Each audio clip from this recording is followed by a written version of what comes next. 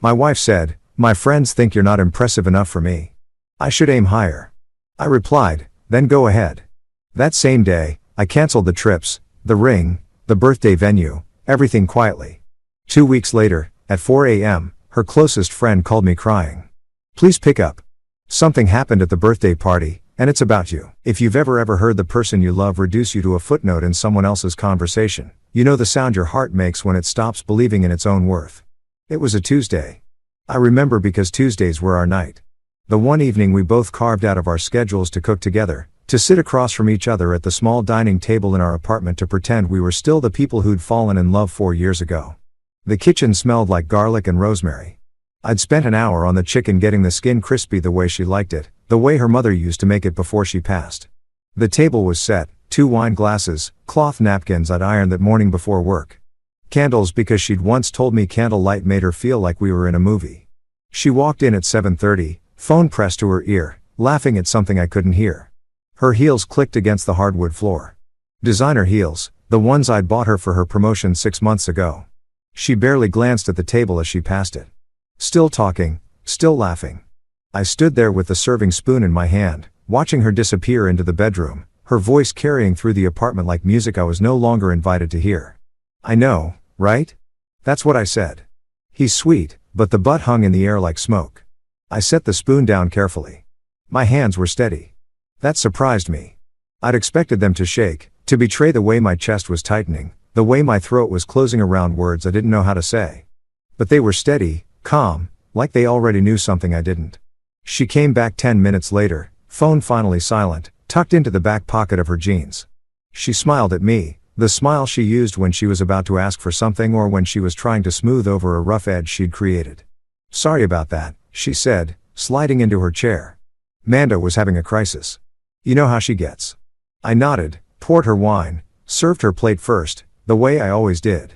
She took a bite, made a pleased sound, and for a moment, I thought maybe I'd misheard. Maybe the butt had been about something else. Someone else. "This is really good," she said. "You've perfected it." "Thanks. You should cook more often. You're better at it than I am." I smiled. It felt like a mask. "You've been busy. God, you have no idea."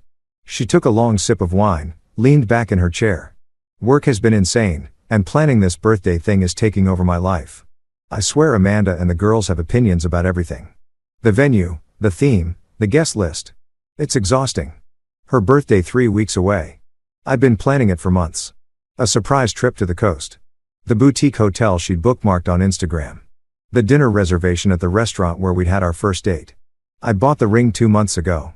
Platinum, a single diamond, simple and elegant, the kind she'd pointed out in a jewelry store window last spring when she thought I wasn't paying attention. "I'm sure it'll be perfect," I said. "It has to be." She leaned forward, her eyes bright with something I couldn't name. Excitement, anxiety. Everyone's going to be there. My whole friend group, some people from work. It's going to be this whole thing. Sounds like a lot of pressure. It is. She paused, pushed her food around her plate. "Actually, I wanted to talk to you about something." My stomach dropped. The way she said it, "talk to you about something." The careful neutrality of it. The way she wouldn't quite meet my eyes. I knew that tone. It was the tone people used when they were about to deliver bad news and wanted you to think it was for your own good. "Okay," I said. She took another sip of wine, set the glass down, looked at me. "So, the girls have been asking about you, about us, and I've been thinking. I don't know how to say this without sounding awful. Just say it." She exhaled slowly, like she was releasing something she'd been holding on to for too long. "They don't think you're impressive enough for me." The words landed between us like stones dropped into still water. Heavy, final, rippling outward. I didn't say anything. Couldn't. My brain was trying to process what I'd just heard, trying to arrange the words into something that made sense. But they kept sliding apart, refusing to form a coherent thought. "I mean, they love you," she continued quickly, as if that made it better. "They think you're sweet and kind and, stable, but they think I could do better, that I should aim higher." "Higher," I repeated. The word tasted like ash. "You know what I mean? Someone more ambitious. Someone with more presence, I guess. Someone who makes an impression when they walk into a room." I looked at her across the table. This woman I'd loved for 4 years. This woman I'd built a life with. This woman whose opinion I'd valued above almost anyone else's. And I realized I was looking at a stranger, someone who could sit in candlelight eating a meal I'd spent an hour preparing and tell me I wasn't enough while her friends' voices echoed in her head like a Greek chorus. "And what do you think?" I asked. My voice was calm, too calm, the kind of calm that comes right before a storm. She hesitated. I think they might have a point. There it was. The thing she'd been circling around. The thing she dressed up in other people's opinions so she wouldn't have to claim it as her own. But I heard it now, clear as a bell. She agreed with them. Had maybe always agreed with them. "I see." I said, "Don't be like that." Her voice took on an edge, defensive now. "I'm just being honest. Isn't that what we're supposed to do? Be honest with each other." "You're right." I said, "Honesty is important." She relaxed slightly, mistaking my agreement for acceptance. "I knew you'd understand. You're so understanding. That's one of the things I love about you. But I think I need to explore what else is out there. See if there's someone who's more aligned with where I'm going in life." The candles flickered between us. Outside, I could hear traffic, the distant wail of a siren, the ordinary sounds of a city going about its ordinary evening. Inside, something was ending. Something was shifting. The tectonic plates of my life were moving, grinding against each other. And when they settled, the landscape would be different. "Then go ahead," I said. She blinked. "What?" "Go ahead. Aim higher. Explore. Find someone more impressive." Are you breaking up with me?" I almost laughed. "Almost. No, you're breaking up with me. I'm just agreeing with you." "That's not what I said. I just think we need to talk about this, about where we're going." "We just did." I stood up, began clearing the plates. She was still sitting there, her wine glass half full, her expression caught somewhere between confusion and offense. "I think we're done talking." "You're being dramatic." "Am I?" I turned to look at her. Really look at her. Tried to find the woman I'd fallen in love with and the woman sitting at my table wearing my gift, telling me I wasn't good enough. Couldn't find her. Maybe she'd never existed. Maybe I'd been in love with a fiction, a projection, a story I'd told myself about who we were. "I just think I know what you think. Your friends made it pretty clear and you agreed. So, let's not drag this out. You want someone more impressive? Go find them. I won't stand in your way." She stood up too, her chair scraping against the floor. "Fine, maybe I will. Good luck," I said. Meant it too, in the way you wish someone luck when you know they're about to learn a lesson the hard way. She grabbed her purse, her phone, her keys. Hesitated at the door like she was waiting for me to stop her, to call her back, to apologize for not being impressive enough. When I didn't, she left. The door closed behind her with a soft click that sounded like finality. I stood in the kitchen for a long time after she left, staring at the candles burning down, the wine glasses, the dinner I'd made. Then I walked to my office, opened my laptop, and started making phone calls. The Coastal Hotel canceled. Full refund. They were very understanding. The restaurant reservation canceled. The surprise helicopter tour I'd booked canceled. The birthday venue she thought I didn't know about. The one she'd been planning with her friends. The one I'd put a deposit on 2 months ago because she'd mentioned it offhandedly and I'd wanted to surprise her. I kept that one, but I made some changes. Added a few guests to the list. Made a note about the timing. Then I opened the drawer in my desk, pulled out the ring box, and set it on top of a file folder I'd been keeping for the last 6 months. The folder was thick. Documentation, proof, numbers that told a story she didn't know I'd been writing. My phone buzzed. A text from my business partner. "Board meeting moved to next week. They want the full presentation. Are you ready?" I looked at the ring, at the folder, at the remnants of a life I'd been living in the shadows because I thought it was what she wanted. Stability, predictability, someone who didn't make waves, more than ready, I typed back. I closed the laptop, turned off the lights, and went to bed. Slept better than I had in months. Because sometimes the truth is this. When someone shows you who they really are, when they tell you exactly what they think of you, the kindest thing you can do for yourself is believe them.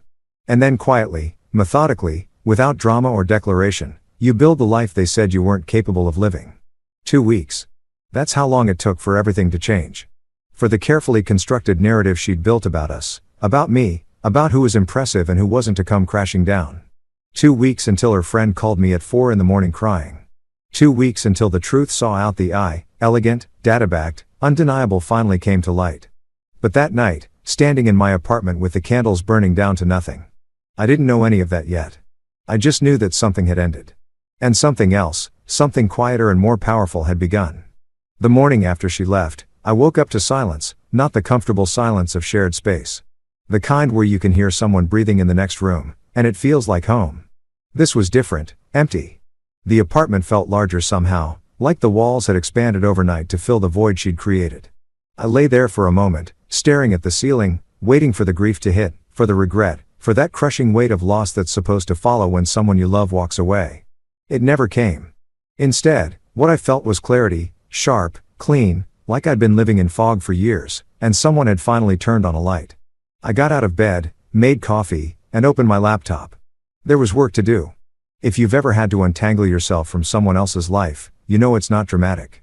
It's administrative. A series of small, methodical steps that add up to a separation so complete it's like you were never connected at all. People think breakups are all tears and shouting matches and thrown belongings. Sometimes they are, but sometimes they're just this quiet clicks on a keyboard, phone calls made in a steady voice. Boxes checked one after another until the shared life you built becomes two separate existences again. I started with the apartment. It was in my name, had been since before we met. She'd moved in 2 years ago, brought her clothes and her books and her opinions about where the furniture should go, but the lease had always been mine. I called the landlord, asked about the early termination clause, told him I'd be moving at the end of the month. He was surprised. I'd been a model tenant for 5 years, but he didn't ask questions. Said he'd start showing the place next week. Next, utilities, subscriptions, the streaming services she'd added to my accounts, all transferred or canceled. I went through my phone, deleted the photos, not out of anger, but out of necessity. Why keep evidence of something that never really existed?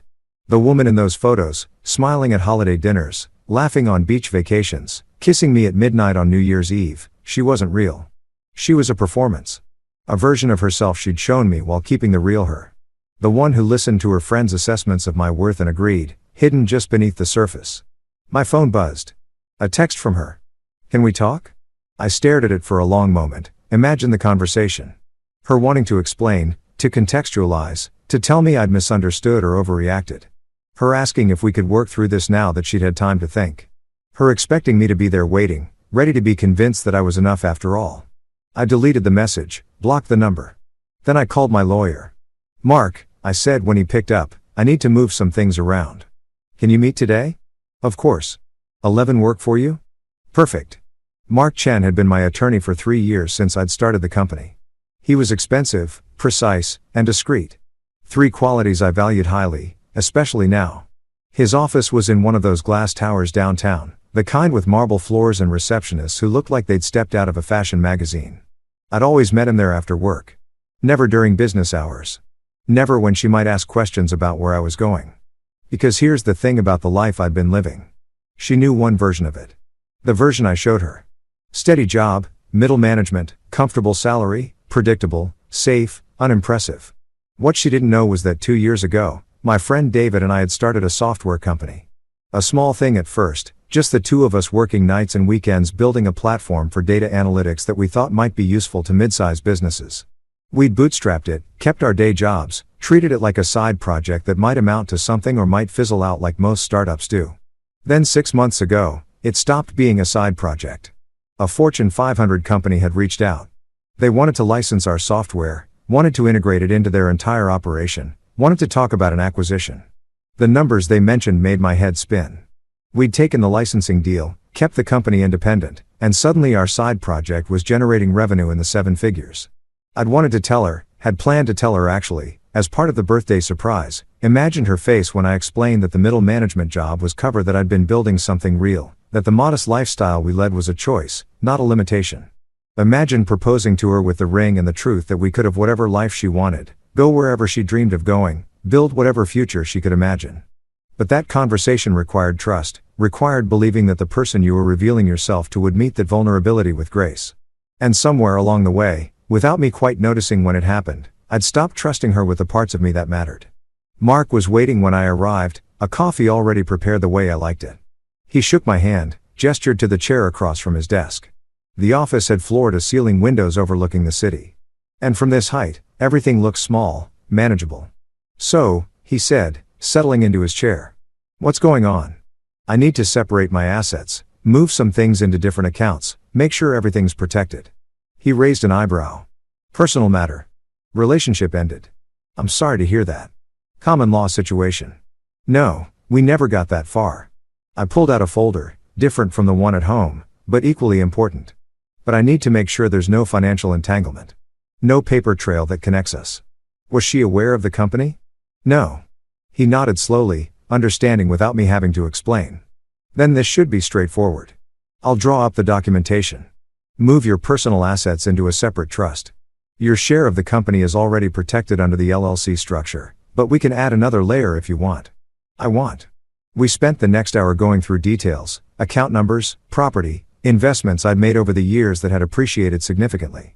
Mark took notes in his precise handwriting, asked clarifying questions, never once suggested I was being paranoid or petty. He just did his job, which was to protect what I'd built. One more thing I said as we were wrapping up. There's a birthday party in 2 weeks, Saturday the 15th. I put a deposit on the venue. You want to cancel? No, I want to keep it, but I need to make some adjustments to the booking. He looked at me carefully. What kind of adjustments? I told him. His expression didn't change, but I saw the slight curl of his lips, the professional appreciation of a well-constructed plan. When I finished, he leaned back in his chair. That's elegant, he said. Possibly therapeutic, definitely effective. Will it work legally? You're not doing anything illegal. You're hosting an event you paid for, inviting people you have the right to invite, and presenting information that's factually accurate. Can't see a problem with that. Good. I left his office feeling lighter. Not happy exactly, but purposeful. Like I was finally moving in a direction I'd chosen rather than one I'd defaulted into. The elevator descended 40 floors, and with each floor I felt more like myself. The self I'd been before it started measuring my worth by someone else's standards. My phone rang. Unknown number. I almost didn't answer, but something made me pick up. Is this Mr. Castellan? A woman's voice. Professional. Yes. This is Rebecca from Highlands Resort. I'm calling to confirm your reservation for the weekend of the 22nd. The coastal suite package with the dinner reservations. The surprise trip. I'd forgotten about that one. Actually, I need to cancel that. What's the refund policy? You booked the premium package, which is fully refundable up to 48 hours before check-in. I can process that for you now if you'd like. Please. There was a pause. The sound of typing. All set. You'll see the refund in 3 to 5 business days. I'm sorry you won't be able to make it. Is there anything else I can help you with? No, that's all. Thank you. I hung up, stood on the sidewalk outside Mark's building, and felt the afternoon sun on my face. November in the city, but still warm enough that people were out in shirt sleeves. Still bright enough that the light hit the glass towers and turned them into mirrors reflecting the sky. That night, I went to the office. Not the office where I maintained my middle management cover, but the real one, the warehouse space in the arts district that David and I had converted into our headquarters. Exposed brick, standing desks, whiteboards covered in diagrams and code. 6 employees now, all of them smart and hungry and building something that mattered. David looked up when I walked in. Hey, thought you weren't coming in today. Change of plans. He studied my face. Read something there that made him set down his coffee. What happened? I told him. Not all of it, but enough. The conversation at dinner, the friend's opinions, her agreement, the decision to end it. He listened without interrupting. The way good friends do when they know you just need to say the words out loud. I'm sorry, man, he said when I finished. That's brutal. It is what it is. You okay? Better than I expected to be, actually. He nodded, pulled up a chair. So what now? You finally going to stop hiding this place from people? I told David from the beginning why I was keeping the company quiet. Had explained about wanting to build something real before announcing it. About not wanting the attention or the pressure or the way people change when they knew you had money. He'd understood, had agreed to keep it between us and our small team. But I knew he thought I was being overly cautious, that I should be proud of what we'd built. Maybe he was right. Yeah, I said. I think it's time. About damn time, he grinned. We've got that board meeting next week. The investors are ready to talk second round funding. We could be looking at 10 times current valuation. I know that means I know what it means, David. He leaned back, his grin widening. So, you're going to finally stop living like a monk and buy yourself something nice? I thought about the apartment I was leaving, the carefully modest lifestyle I'd maintained, the way I'd kept myself small to fit into someone else's vision of who I should be. Thought about the ring in my desk drawer, the plans I'd made, the future I'd imagined with someone who'd been imagining a different future entirely. Maybe, I said. First, I need to close some doors. The birthday party. The birthday party. He whistled low. Man, I don't envy her when the truth comes out. It's not about making her suffer. It's about correcting the record. Sure, Hen said in the tone of someone who didn't quite believe me, but respected my right to frame it however I wanted. Well, whatever you need from me, you have got it. The next 2 weeks moved like water, steady, inexorable. I went to work, both works, and lived in the space between my old life and whatever was coming next. She tried calling a few more times from different numbers. I never answered. She showed up at the apartment once, but I'd already moved most of my things out. She stood in the hallway looking at the half-empty living room, and I could see her trying to understand what was happening. You're really doing this? She asked. I am.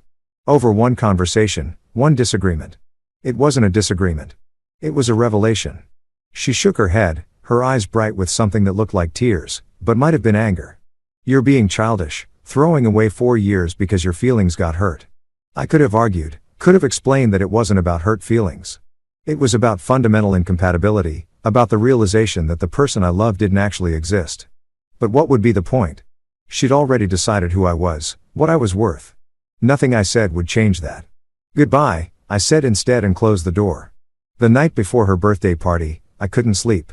Lay in my new apartment, a high-rise downtown, floor-to-ceiling windows, the kind of place I'd always wanted but never thought I could afford until I remembered I could, and watched the city lights. Thought about what tomorrow would bring. The venue, the guests, the moment when everything I'd kept hidden would finally be visible. My phone buzzed at 3:47 a.m. unknown number, but this time from a contact I recognized. Amanda, her best friend. One of the voices in that chorus telling her I wasn't impressive enough. I let it ring, then ring again. On the third call, curiosity got the better of me. Please pick up. She was crying, her voice breaking. Please, Vu. Something happened at the birthday party setup and it's about you. You need to know before tomorrow. Please. I closed my eyes, felt the weight of what I'd said in motion settling over me like snow. I'm listening, I said. Amanda's voice on the phone was ragged, broken by sobs that sounded like they were being torn from somewhere deep inside her chest. I could hear music in the background, laughter, the ambient noise of a party in full swing, which meant she'd stepped outside to make this call, which meant whatever she had to say, she didn't want an audience for it. Please, she said again. Please, I'm so sorry. I didn't know. None of us knew. I sat up in bed, the city lights casting shadows across the walls of my new apartment. Amanda, slow down. What are you talking about? The venue, the party. We're here for the final walkthrough before tomorrow. And she broke off crying harder. They showed us the seating chart, the guest list, and your name was on it, not as her +1, as the host. Silence stretched between us like a wire pulled taut. I don't understand what that means, she said. But I could hear in her voice that she was starting to, that the pieces were clicking into place, forming a picture she didn't want to see.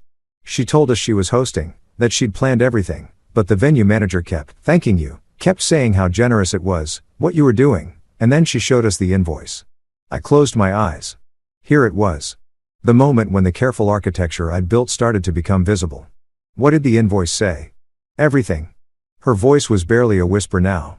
The deposit you put down 3 months ago, the premium package, the one she told us was a good deal she'd negotiated.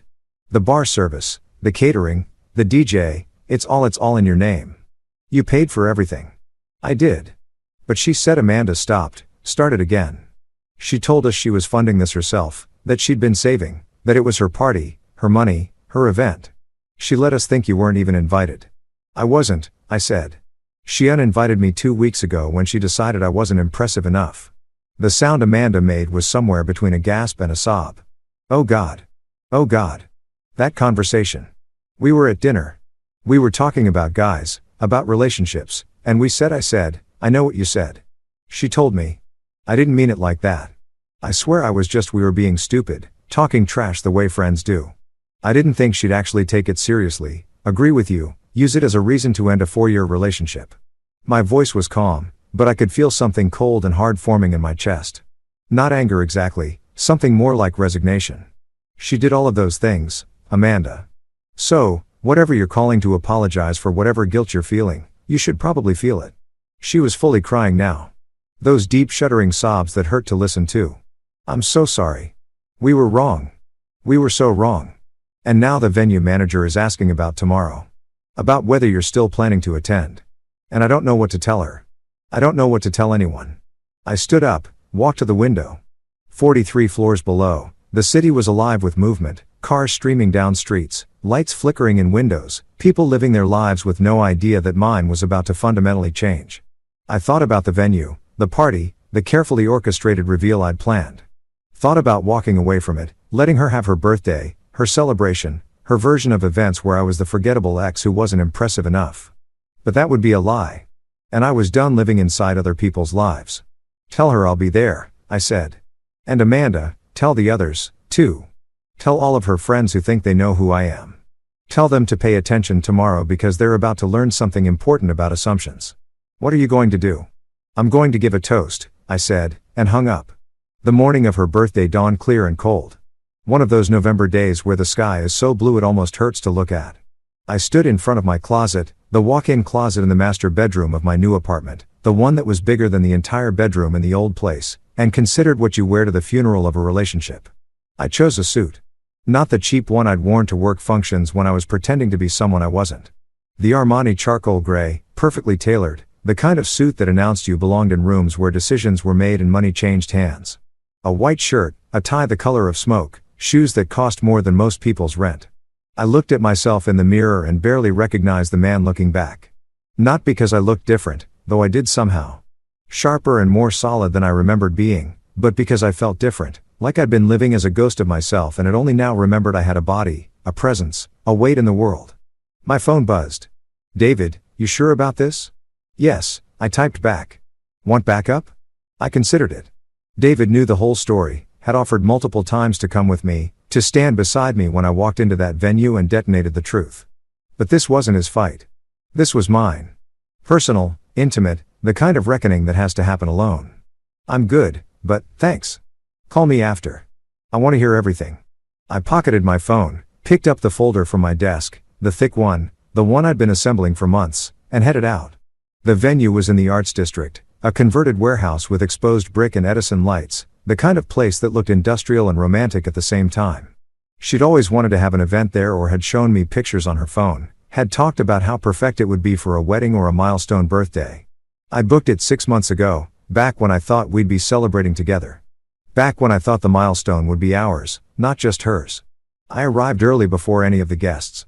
The staff was still setting up, arranging tables, testing the sound system, putting out flowers and glass vases that caught the afternoon light. The venue manager saw me, her face brightening with recognition and maybe a little bit of nervousness. Mr. Castellan, she said, coming over quickly. We weren't sure if you were still planning to attend after last night with your friend calling. And I'm here, I said, and I'd like to make a few adjustments to the schedule if that's possible. She pulled out her tablet. All efficiency. Of course. What did you need? The toast. I'd like to give it right after dinner before the cake. Can we set up a microphone? Maybe put the screen down for a presentation. A presentation? Just a few slides. Nothing elaborate. I pulled a flash drive from my pocket, held it out. Everything's on here. Your AV person can load it up. She took the drive, her expression carefully neutral. Should we check with the guest of honor about this? It's a surprise, I said, and smiled. The kind of smile that made her not ask any more questions. Guests started arriving around 7. I watched from the bar, an actual bar, full service, top shelf liquor, another detail I'd paid for. As people filed in, her friends first, the women who'd spent months planning this party without knowing who was really funding it. They looked nervous, whispering to each other, glancing around like they were expecting something to go wrong. Then her work colleagues, people I recognized from company events, from the few times I'd attended her office functions as the forgettable +1. They looked excited, dressed up, ready to celebrate someone they admired. And then at 7:30 exactly, she arrived. If you've ever seen someone walk into a room expecting applause and getting silence instead, you know what that looks like. The way their smile freezes, the way their eyes dart around, trying to understand what went wrong, why the script isn't being followed. She stood in the doorway wearing a dress I'd never seen before. Red, expensive, the kind that demanded attention. And slowly, one by one, people noticed her, started clapping, started calling out birthday wishes. The moment passed, the awkwardness dissolved, and she relaxed into the role she'd expected to play. The star of the evening, the woman everyone had come to celebrate. She didn't see me at first. I was standing at the back, partially hidden by a support column, watching. Amanda saw me, though. Our eyes met across the room, and I saw her face crumple slightly before she looked away. Guilt, I thought, or maybe fear. Maybe both. Dinner was served at 8, a 3-course meal. Each dish carefully chosen from the menu I'd selected months ago when I thought we'd be sharing this night together. I sat at a table in the back alone and ate in silence. While conversation flowed around me like a river, her friends kept glancing over, whispering. The tension in the room was building, a pressure system moving in. She finally noticed me during the main course. I watched her across the room as her gaze swept the venue, taking in the decorations, the guests, the elegant abundance of everything she'd claimed to have provided herself. Her eyes landed on me, and I saw the shock register. Saw her mouth form my name, saw her stand up, hesitate, sit back down. She said something to Amanda, who shook her head and looked away. The meal ended. Dessert plates were cleared. The venue manager dimmed the light slightly, brought out the microphone, gestured to me. I stood up. The room went quiet. People turned, trying to figure out who I was, why I was walking to the front, what was about to happen. She was staring at me with an expression I couldn't quite read. Confusion, anger, maybe the first stirrings of understanding. "Hi," I said into the microphone. My voice carried through the room, steady and clear. "For those of you who don't know me, my name is James Castellan." I paused, chose my words carefully. I was in a relationship with the birthday girl for 4 years. Until 2 weeks ago, murmurs rippled through the crowd. She'd gone pale, her hands gripping the edge of the table. "I'm not here to ruin anyone's evening," I continued. "Or to be petty. I'm here because I paid for this party." I let that sink in. Watched the realization spread through the room like a wave. And I thought it was important that everyone knew the truth before we celebrate. Truth matters, doesn't it? The screen behind me flickered to life. The first slide appeared, a copy of the venue invoice. My name at the top, the amount paid, the date, 3 months ago. "I booked this venue in August." "Why?" I said. "Paid for everything you have seen tonight. The food, the bar, the music. I did it because I loved her. Because I wanted to give her the birthday she deserved. Because I thought we had a future together." Next slide. See, receipts, dozens of them. 4 years of dates, gifts, trips, surprises, all annotated, all time-stamped. A financial history of a relationship. These are receipts from our relationship. Not all of them. That would take all night, but enough to show a pattern. I'm showing you these not to prove I'm generous or good, but to prove I was present, invested, committed. Her friends were staring at her now, questions forming on their faces. Next slide, a photograph of her from 2 weeks ago, the night she told me I wasn't impressive enough. She looked happy in it, beautiful, sure of herself. 2 weeks ago, she told me her friends thought I wasn't impressive enough for her, that she should aim higher. And you know what? She was right to listen to them because clearly I wasn't giving her the full picture of who I was. Final slide, the logo of my company, Data Core Solutions, and beneath it, the recent press release about our licensing deal, the valuation, the projected growth. I'm the co-founder and CEO of Data Core Solutions. We're a data analytics company that's currently valued at $43 million. We signed a licensing deal with a Fortune 500 company 6 months ago. We're looking at acquisition offers that would increase that valuation tenfold within the year. The room was dead silent now. You could have heard a pin drop. I never told her this because I wanted to build something real before announcing it. I wanted to be sure it wasn't just luck or timing. I wanted to earn the success, and I was planning to tell her tonight actually as part of a birthday surprise. I was going to propose. I pulled the ring box from my pocket, held it up so everyone could see. But 2 weeks ago, she told me I wasn't enough.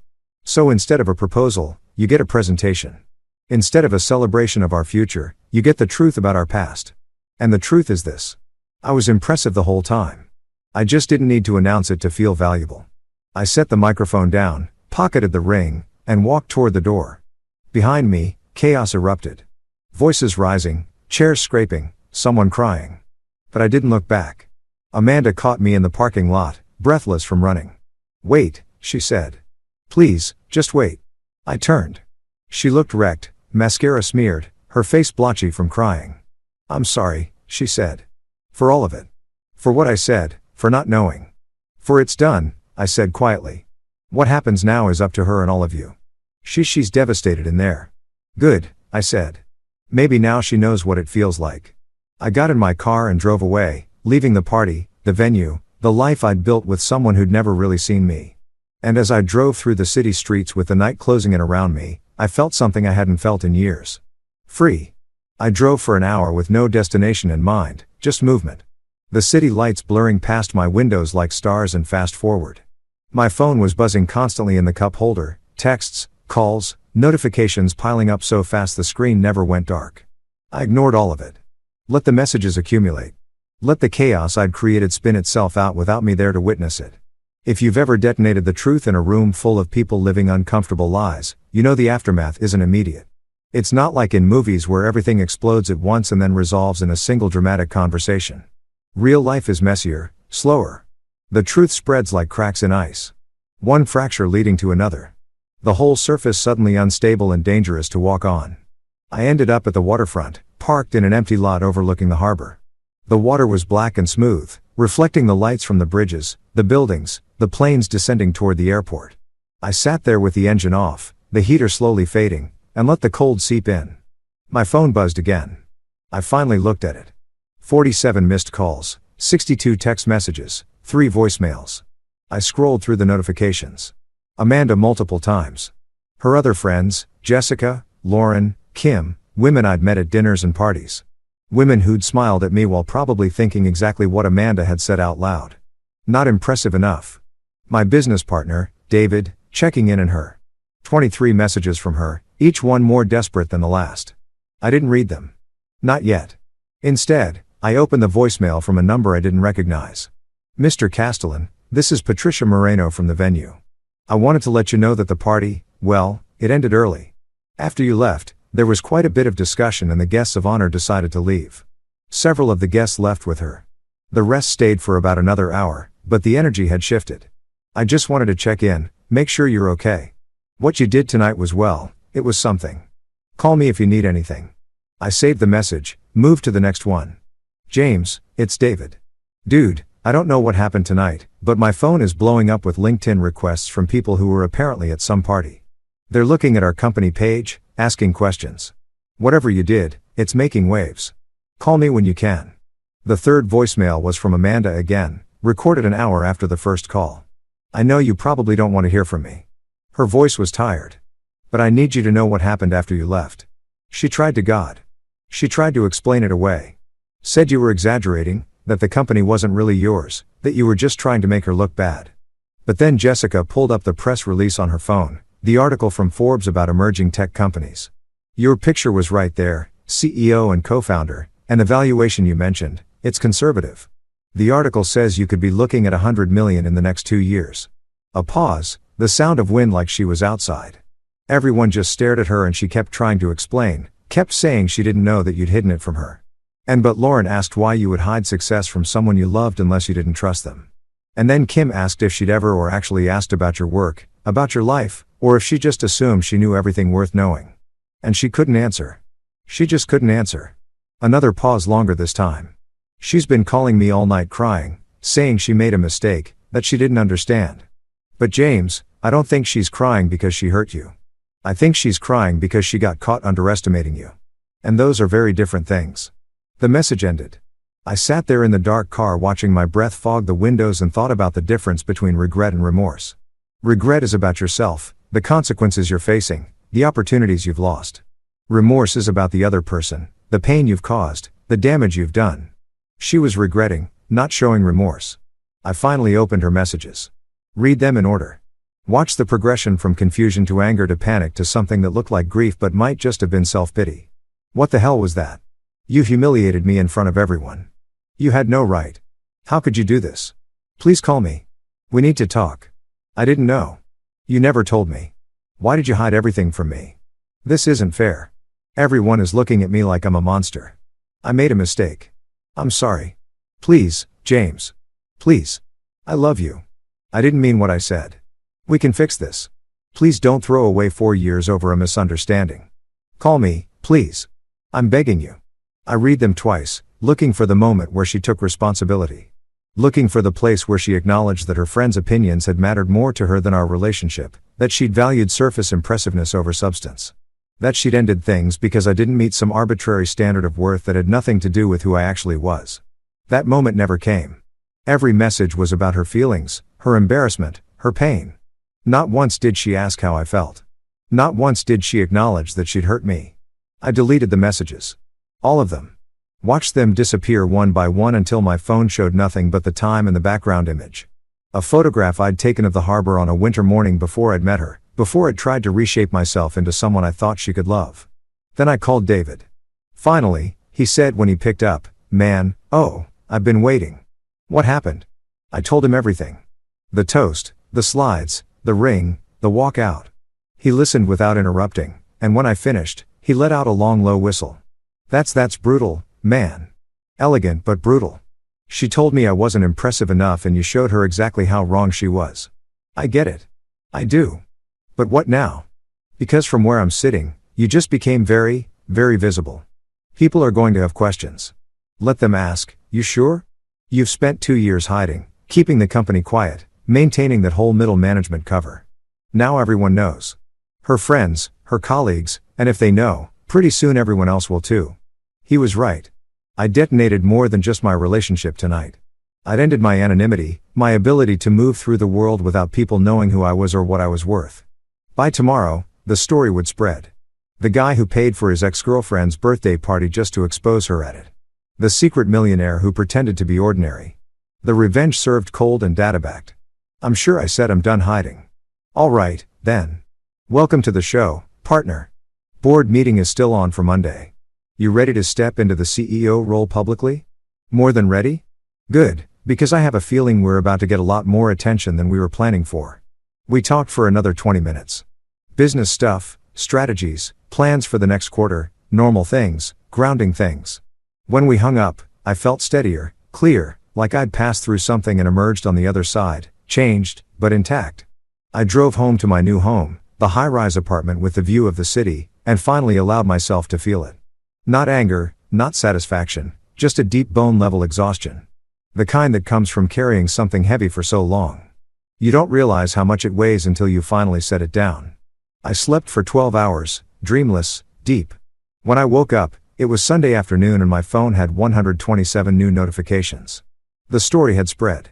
I scrolled through my social media, saw the posts from people who'd been at the party, the speculation, the debates. Some people thought what I'd done was justified, a proportional response to public humiliation. Others thought it was petty, that I'd been cruel to exposure like that. A few thought it was fake, that the whole thing had been staged for attention.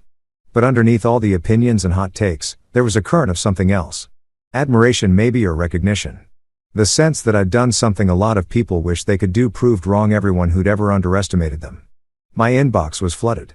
Interview requests from business publications, messages from investors I'd never heard of, congratulations from old friends who'd seen the news. And buried in all of it, another email from her. Subject, please read this. I almost deleted it without opening. Almost. But something made me click. James, I know you probably don't want to hear from me.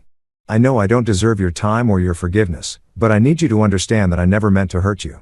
I never meant for any of this to happen the way it did. When my friends said those things at dinner, I should have defended you. I should have told them they were wrong, that you were exactly impressive enough, that you were more than enough. Instead, I agreed with them because I was confused and scared, and I let their voices matter more than my own feelings. I didn't know about your company, about your success. And I'm not saying I should have known. You had your reasons for keeping it private, and I respect that. But I wish you had trusted me enough to tell me. I wish I had been someone you could trust with that part of yourself. What you did last night hurt. It embarrassed me in front of everyone I know. But I understand why you did it. I understand that I hurt you first and worst because I made you feel like you weren't worthy of love unless you were impressive by someone else's standards. I was wrong. I was so wrong. I don't know if we can fix this. I don't know if you even want to try. But I need you to know that I'm sorry. Not because everyone found out the truth. Not because I'm facing consequences. But because I hurt someone I loved. Because I let external voices matter more than what we built together. If you can forgive me, if you can give me another chance, I promise I'll spend the rest of my life proving that I see you. Really see you. Not your bank account or your company or your impressive credentials. Just you. I love you. I think I always have. I just forgot what that meant. Please call me. Yum. I read it 3 times, looking for sincerity, trying to determine if this was genuine remorse or just sophisticated regret dressed up in prettier words. She said the right things, took responsibility, acknowledged the hurt, admitted her mistake, But something about it felt performative, like she'd workshopped it with her friends, polished it until it sounded like the apology I might want to hear rather than the truth of what she actually felt. Maybe I was being unfair. Maybe my trust in her had been so thoroughly broken that I couldn't see genuine contrition even when it was right in front of me. Or maybe I'd learned something important about the difference between someone who loves you and someone who loves what you can do for them. I closed the email without responding. Outside my window, the city was alive with Sunday afternoon energy. People in parks, couples walking dogs, families having brunch, life continuing despite the small personal apocalypse I'd orchestrated the night before. The world didn't care about my revenge, my revelation, my pain. It just kept turning. My phone rang, unknown number, but with a local area code. Hello, Mr. Castellan. This is Marcus Webb from Tech Innovation Magazine. I was hoping I could ask you a few questions about Data Core Solutions and last night's incident. How did you get this number? I'm resourceful. Listen, this is a story people want to hear. The secret CEO, the dramatic reveal, the relationship fallout. It's got everything. I'd love to get your side of it. Set the record straight. I thought about it. Thought about stepping into the light fully, owning the narrative, making sure the story that spread was the true one and not the distorted version that would inevitably emerge from gossip and speculation. Give me your email, I said. I'll send you a statement. I hung up and opened my laptop, typed for 20 minutes, editing and refining until I had something that felt honest without being vindictive, clear without being defensive. When I hit send, I felt something shift. The last piece falling into place. The door closing on who I'd been and opening on who I was about to become. Chapter 5. The shift. Monday morning arrived with the weight of inevitability. I stood in front of the bathroom mirror, knotting my tie with the practiced precision of someone who'd done it 1,000 times and tried to recognize the person looking back at me. Same face, same hands. But something fundamental had shifted. Like the internal geography had been redrawn overnight. Today was the board meeting, the one David had been preparing for, the one where we'd present our 5-year plan to investors who were ready to inject serious capital into Data Core Solutions. Except when we'd scheduled this meeting 3 weeks ago, I'd still been living in the shadows, still maintaining the careful fiction of who I was supposed to be. Now everyone knew. My phone buzzed with the morning news alerts I'd set up over the weekend. Tech blogs were running the story. Secret CEO's birthday party revenge goes viral. Data Core Solutions of founder exposes exit own party. The most expensive birthday gift ever. The truth. Some of the articles were sympathetic. Others accused me of being petty, cruel, unnecessarily dramatic. A few questioned whether someone who'd staged such a public confrontation was emotionally stable enough to run a company. I read them all with the detached interest of someone reading about a stranger's life. Let them speculate. Let them judge. The truth was documented, time-stamped, undeniable.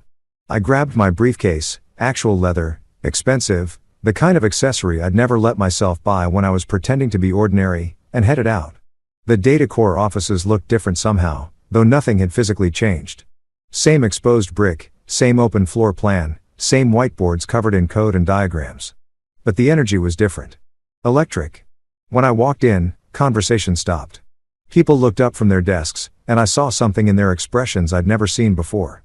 Recognition, respect, maybe a little bit of awe. Sarah, our lead developer, was the first to speak. Boss, hell of a weekend you had. That's one way to put it. For what it's worth, she leaned back in her chair, arms crossed. I think you handled it perfectly. People who underestimate you deserve to be educated publicly. A few others murmured agreement. I felt something loosen in my chest. The worry I'd been carrying that my team would see what I'd done as unprofessional, as a liability. But they were tech people, coders and engineers and data analysts who'd spent their whole lives being underestimated by people who thought impressive meant loud or flashy or obvious. They understood. David emerged from his office, coffee in hand, grin on his face. There he is, the man of the hour. You ready for this? As ready as I'll ever be. Good, because the investors are already here. They arrived early. And James, he lowered his voice. They saw the news, all of it. My stomach dropped. And they want to talk about it. Not in a bad way, just they want to understand who they're investing in. Of course they did. Venture capitalists didn't pour millions into companies run by people they couldn't predict. And I'd just proven myself spectacularly unpredictable. We walked to the conference room together. Through the glass walls, I could see them. 4 people in expensive suits, laptops open, coffee cups steaming, Michael Torres, the lead investor from Apex Ventures, Jennifer Kim from Summit Capital. 2 others I recognized from previous calls but had never met in person. When we entered, they all stood professional, courteous, but I could see the assessment happening behind their eyes, the rapid calculation of risk versus reward. "James," Michael said, extending his hand.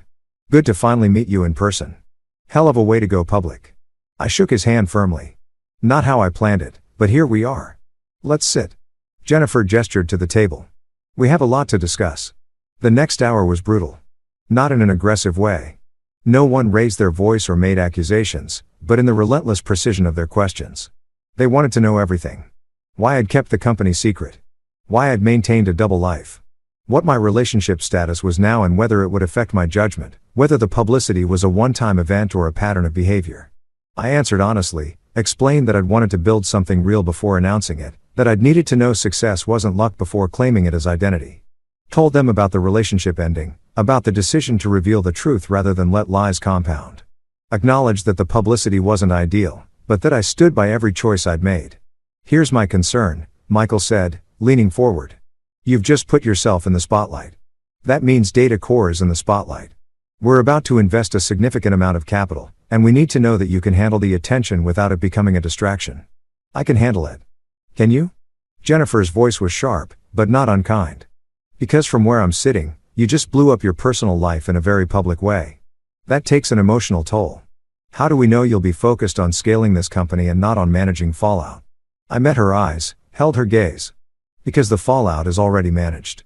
I didn't do what I did on impulse. I planned it carefully, documented everything, made sure the truth was undeniable, and now it's done. Finished. I'm not interested in dragging it out or creating more drama. I'm interested in building this company into something that matters." David jumped in. "If I can add something, I've known James for 5 years. Worked with him every day for the last 2. What happened this weekend wasn't a breakdown. It was a recalibration. He was living half a life and now he's not.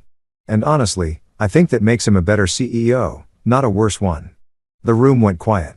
I could hear the hum of the air conditioning, the distant sound of someone typing in the main office, the city traffic 40 floors below. Finally, Michael nodded. "All right, let's talk numbers." The meeting lasted another 3 hours. By the end, we had a deal. $20 million in Series B funding, a valuation that made my head spin, a timeline for scaling that would require hiring 30 new people in the next 6 months. It was everything we'd been working toward, everything we dreamed about. When we started this company in David's garage 2 years ago. When the investors left, David and I sat in the conference room in stunned silence. "We did it," he said finally. "We actually did it." "Yeah. You know what this means, right? No more hiding. No more pretending. You're about to become very, very public. Tech conferences, industry panels, magazine covers probably." I thought about that, about the life I'd carefully constructed to stay invisible, to avoid attention, to be overlooked. All of it gone now, burned away in a single night of truth-telling. Good as to Anna said, I'm tired of being invisible. My phone buzzed, a text from Amanda.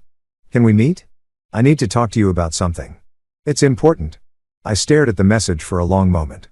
Part of me wanted to ignore it, to cut ties with everyone connected to that chapter of my life. But Amanda had called me that night, had tried to warn me, had been one of the first to see the truth for what it was. "When?" I typed back. "Tonight, 7 p.m., there's a coffee shop near your new place." I looked up the address. "I hope that's not creepy." "It's fine. Send me the location." The coffee shop was one of those places that tried very hard to look casual while charging $8 for a latte, exposed Edison bulbs, reclaimed wood tables, a chalkboard menu written in perfect hipster script.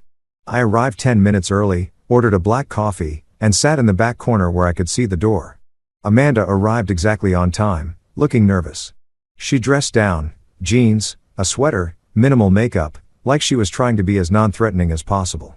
When she saw me, something flickered across her face. Relief maybe, or fear. She ordered a tea, came to the table, sat down carefully like she was approaching a wild animal. "Thanks for meeting me," she said. "I wasn't sure you would. I almost didn't. I wouldn't have blamed you." She wrapped her hands around her cup, seeking warmth. "I've been thinking a lot about that night, about what I said, what we all said." "You mean the part where you decided I wasn't impressive enough?" She flinched. "Yes, that part. And I need you to understand something, even though it doesn't excuse what I said. We were being God, we were being terrible, shallow. We'd had 3 bottles of wine and we were talking the way women sometimes talk about men when we think it doesn't matter, when we think it's just harmless girl talk. Except it wasn't harmless. No, it wasn't because she took it seriously. She let us plant doubts in her head about someone she loved. And instead of defending you, she agreed with us. And that's on her. But it's on me, too. I said the words that started it. I took a sip of coffee, waited. I've known her for 8 years, Amanda continued. We met in college. She's been my best friend through everything. Breakups, job losses, family drama, and I thought I knew her. But after Saturday night, after watching her try to explain away what you revealed, I realize I don't know her at all. Or maybe I do, and I just never wanted to see it. See what? That she measures people constantly, ranks them against some internal scorecard. I don't even think she's aware of. You were in a box labeled stable but unimpressive. And she never bothered to look deeper. Never asked questions. Never wondered if there might be more to you than what she could see on the surface. Amanda's eyes were bright with tears she was trying to hold back. And the worst part, I enabled it. We all did. We reinforced her worst instincts instead of challenging them. We made her think it was okay to evaluate her partner like he was a stock portfolio. Why are you telling me this? Because you deserve to know it wasn't just her. It was all of us. And because she paused, choosing her words carefully. Because she's not going to stop trying to get you back. She's already planning it. I heard her on the phone yesterday. Yeah. Talking to Jessica about strategies, how to apologize, how to prove she's changed, how to make you see that she deserves another chance. I felt my jaw tighten. And you think I should know this? Why? Because I think you should be prepared. She's not accepting that it's over. She thinks if she just says the right things, makes the right gestures, shows enough remorse, you'll take her back. And maybe you will. I don't know. But I wanted you to know that if you do, it needs to be because she's genuinely changed, not because she's gotten good at performing change. The distinction landed like a stone in still water. Can people change? I asked. Really change? Not just perform it. Amanda was quiet for a long time. I don't know, she said finally. I want to believe they can. But I think real change requires seeing yourself clearly first. And I'm not sure she's there yet. I'm not sure she's even close. We sat in silence for a while, watching people come and go, living their ordinary lives with their ordinary problems. Finally, Amanda stood up. I should go. I wanted to say I'm sorry for my part in all of this. You deserve better from all of us. Thank you, I said. Meant it too. She left and I sat there alone with my coffee going cold, thinking about change and performance and the difference between the two, thinking about the email she'd sent, the carefully crafted apology that had hit all the right notes without quite ringing true. My phone buzzed, a text from an unknown number. This is Elena from the party. I'm one of her work colleagues. Can we talk? There's something you need to know. I stared at the message, feeling the inevitable pull of unfinished business of truth still waiting to be revealed. Tomorrow I type back my office 2 p.m. because here's what I'd learn. When you crack open the truth, you don't get to control what spills out. You just have to stand there and watch it flow. Watch it reshape everything it touches. Watch it force everyone to decide who they really are when the comfortable lies fall away. And sometimes the truth keeps coming long after you think you're done revealing it. Tuesday morning arrived wrapped in fog, the kind that makes the city look like it's dissolving at the edges, buildings fading into gray nothing. I stood at my office window, watching it roll in from the bay, thick and cold, and thought about how appropriate it was, how everything that had seemed solid a week ago was now indistinct. Reshaping itself into forms I didn't quite recognize yet. The morning passed in a blur of productivity. Emails, conference calls, contract reviews. The ordinary machinery of running a company made extraordinary by the fact that I was doing it publicly now. No more hiding behind David. No more deflecting questions about who was really in charge. My name was on everything. My face was becoming recognizable.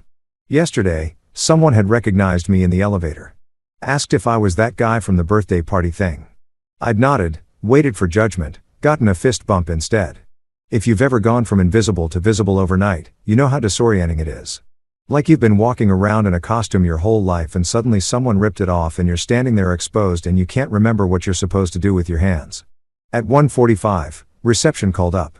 Mr. Castellan, there's an Elena Vasquez here to see you. Send her up.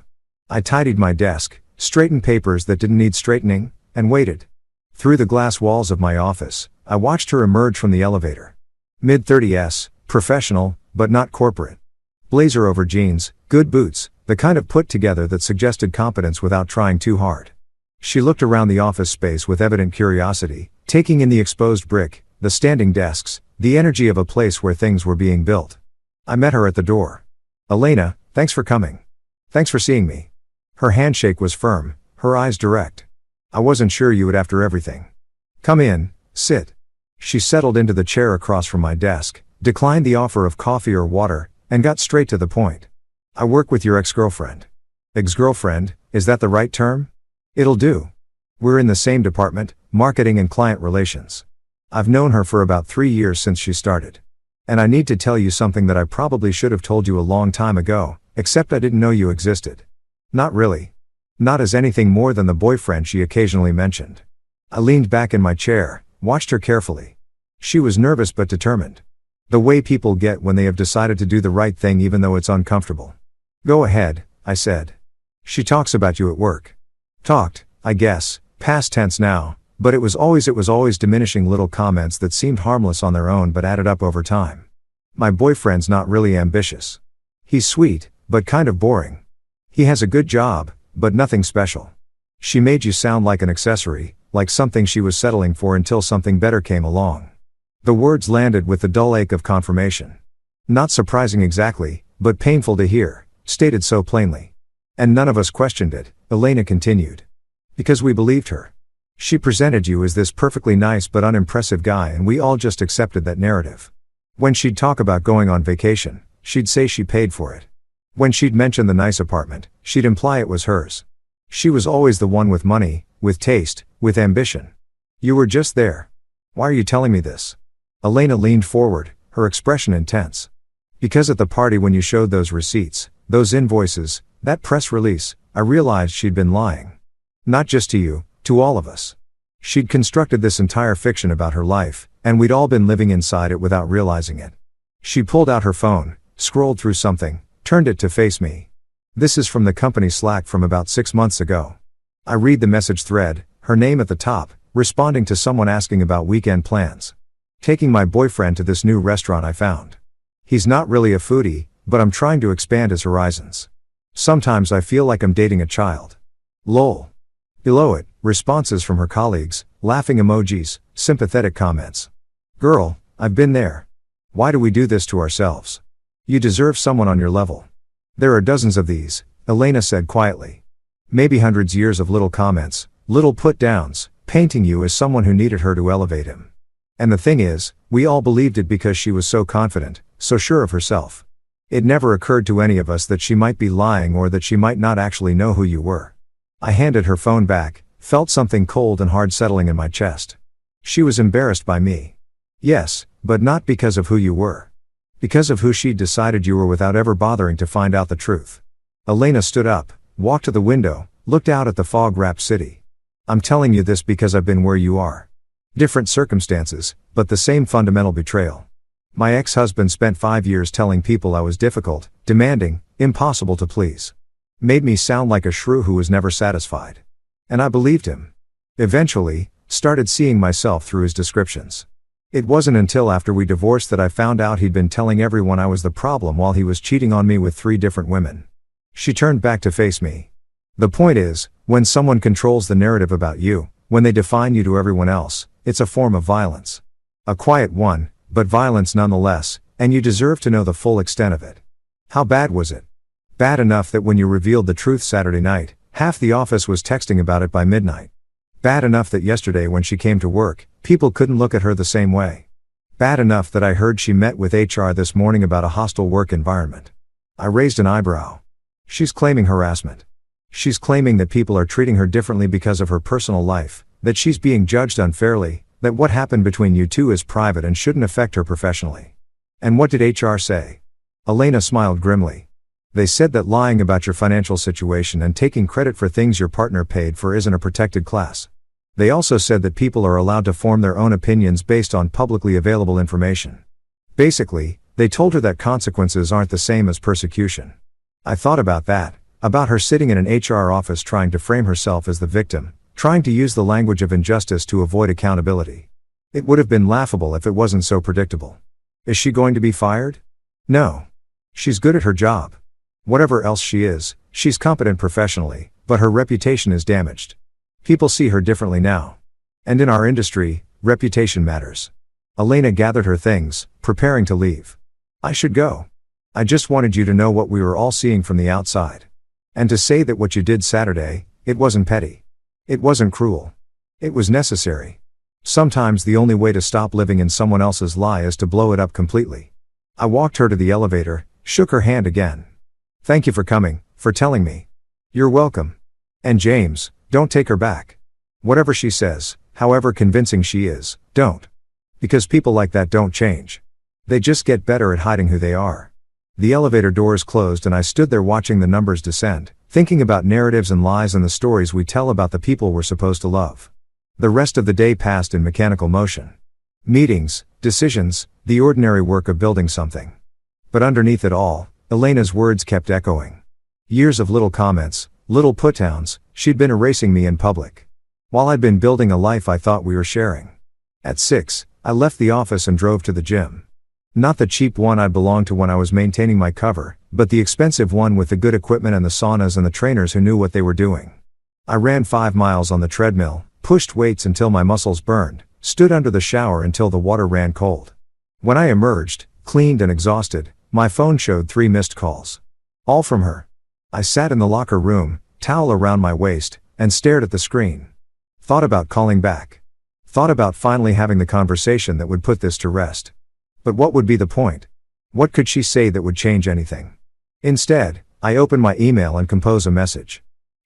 I've received your texts, your emails, your calls. I've read your apology, and I've spent the last few days learning things about how you talked about me, how you portrayed me, how you erased my contributions to our life together while taking credit for them yourself. I don't think you're a bad person. I think you're someone who got comfortable with a narrative that made you feel superior. And when that narrative was marriage was challenged, you didn't know how to respond except to double down on it. But here's what I need you to understand. I'm not interested in being the person you think you can fix or save or elevate. I'm not interested in being the project you take on to prove you've grown. I'm not interested in being the story you tell at dinner parties about the time you almost lost someone and learned to appreciate what you had. I'm interested in building a life with someone who sees me clearly from the beginning. Someone who doesn't need a dramatic revelation to understand my worth. Someone who asks questions instead of making assumptions. You weren't that person. Maybe you could become that person. But that transformation isn't my responsibility.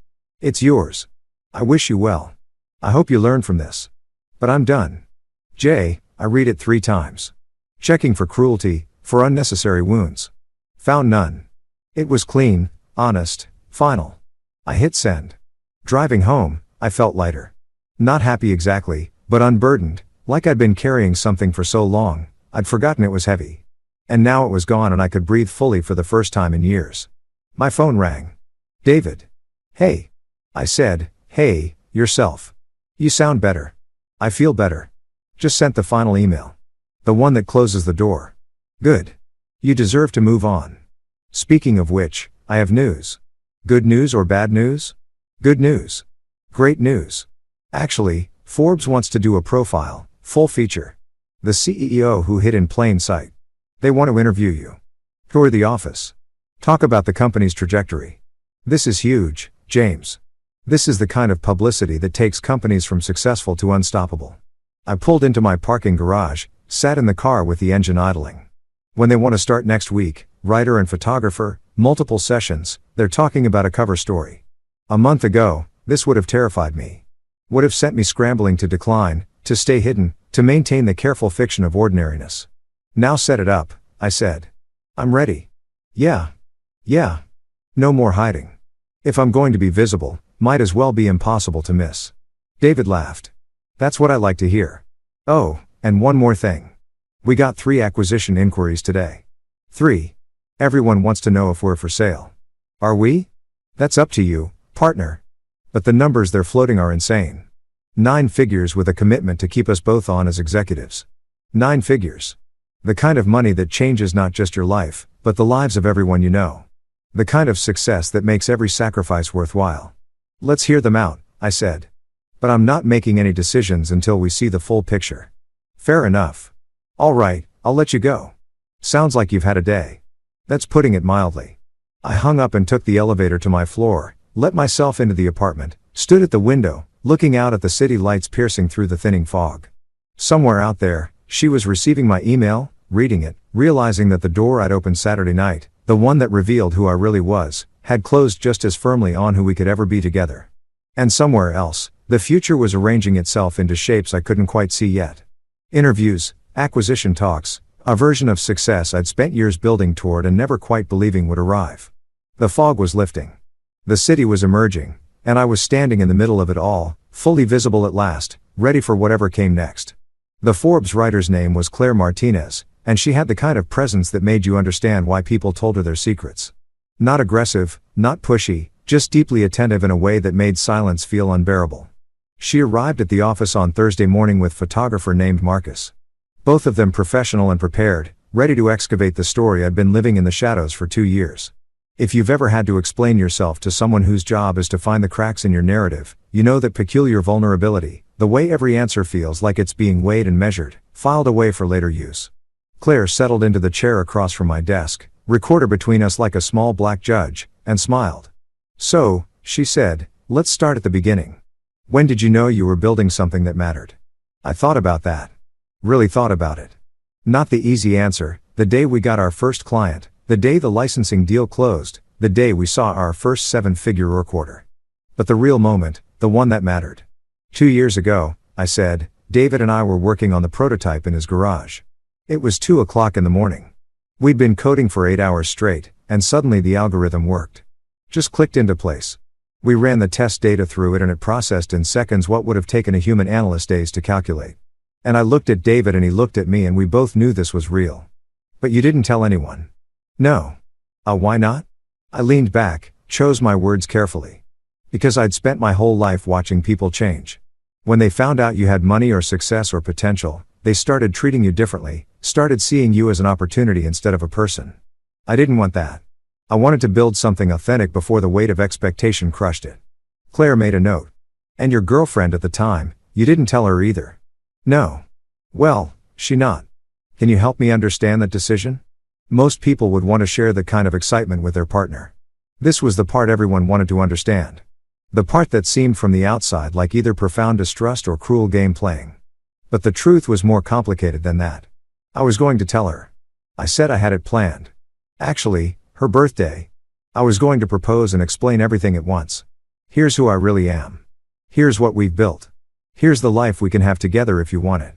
But to do that, I needed to trust that she loved me for who I was, not for what I could provide. And somewhere along the way, I realized I didn't have that trust. Because she'd never actually asked who I was. She just assumed, and I'd let her assume. And we'd both been living in that assumption for so long, it had calcified into fact. Until it didn't. Until it didn't. Marcus moved around the office while Wish talked to a camera clicking softly capturing the space, the whiteboards full of equations, the team working at their desks, building the visual narrative that would accompany whatever story Claire decided to tell. "Walk me through the party," Claire said. "The decision to reveal everything publicly. That couldn't have been easy." It wasn't about easy. It was about necessary. I stood up, walked to the window. Below, the city stretched out in geometric patterns, streets and buildings and lives intersecting in ways that looked random, but followed rules you could map if you paid attention. She told me I wasn't impressive enough, that her friends thought she should aim higher. And I realized that she'd spent 4 years looking at me and never seeing me, never asking, never wondering if there might be more beneath the surface. "So you showed her?" I showed everyone because the lie wasn't just between us. She'd been telling people, her friends, her colleagues, that I was less than I was, that she was carrying me, that I was lucky to have her. And those lies had power. They shaped how everyone saw me, saw us, saw our relationship. The only way to break that power was to tell the truth louder than she'd told the lies. Claire was quiet for a moment, and I could feel her deciding something. Which angle to take, which story to tell. Finally, she spoke. "Some people think what you did was vindictive. That you weaponized the truth to humiliate her. Some people would be wrong." I turned back to face her. "The truth isn't a weapon. It's just the truth. If someone feels humiliated by it, that's not because I wielded it cruelly. It's because they've been living in a lie that made them comfortable. And comfort isn't the same as honesty." "Fair enough." She made another note. "Tell me about Data Core, what you're building, why it matters." The next hour was easier. I talked about the company, the technology, the vision. This was the part I could control, The part that wasn't tangled up in emotion and betrayal. Claire asked smart questions, pushed on the details, wanted to understand not just what we did, but why it mattered in the larger landscape of tech innovation. By the time she left, with promises to send a draft for fact-checking and a timeline for publication, I felt drained but oddly energized. Like I'd been carrying this story alone for so long that speaking it out loud to someone whose job was to tell it to the world had lifted something I didn't know was weighing on me. That evening, I met David at a bar downtown. Not the dive bars we used to frequent when we were scraping together capital and living on ramen. This one had craft cocktails and exposed copper piping and prices that made tourists wooz. We sat at the bar, ordered drinks we couldn't pronounce, and let the week settle around us. How'd the interview go? David asked. Hard, good. She asked all the questions I didn't want to answer. And you answered them? Most of them, some of them, I deflected.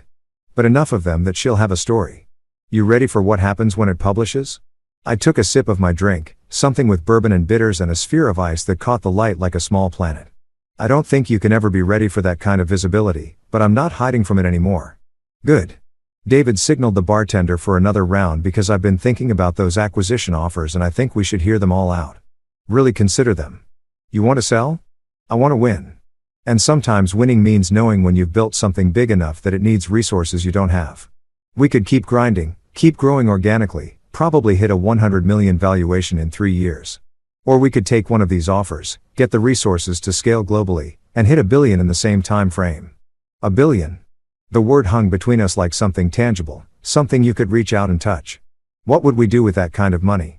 Ixie, I asked. David laughed. Whatever the hell we want. Travel, invest, start other companies, buy islands. I don't know, man. The point isn't what we do with it. The point is we'd have options. Real options. The kind of security that means you never have to compromise yourself for someone else ever again. He didn't say her name. Didn't need to. We both knew what he was talking about. The years I'd spent making myself smaller to fit into someone else's vision. The careful management of expectations, the hiding of success, the diminishment of self. Let's take the meetings, I said. All of them. See what's out there. That's what I like to hear. David raised his glass. To truth, to success, to never hiding again. We drank to that. And I felt something shift.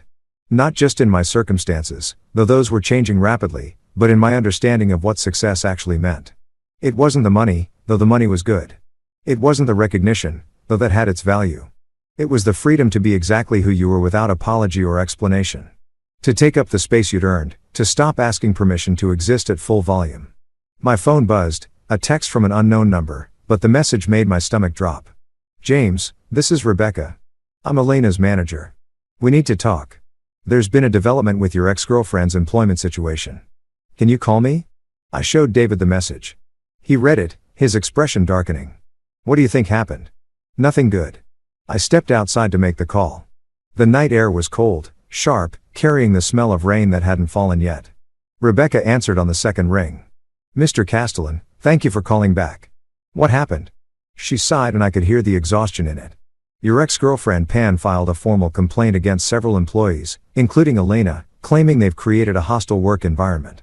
She's alleging that they've been harassing her about her personal life, making comments about the party incident, treating her differently because of information you disclosed, and an HR is taking it seriously because they have too.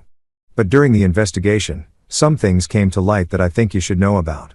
Things that paint a very different picture of what was happening before any of this became public. I'm listening. We pulled Slack logs, email communications, meeting notes.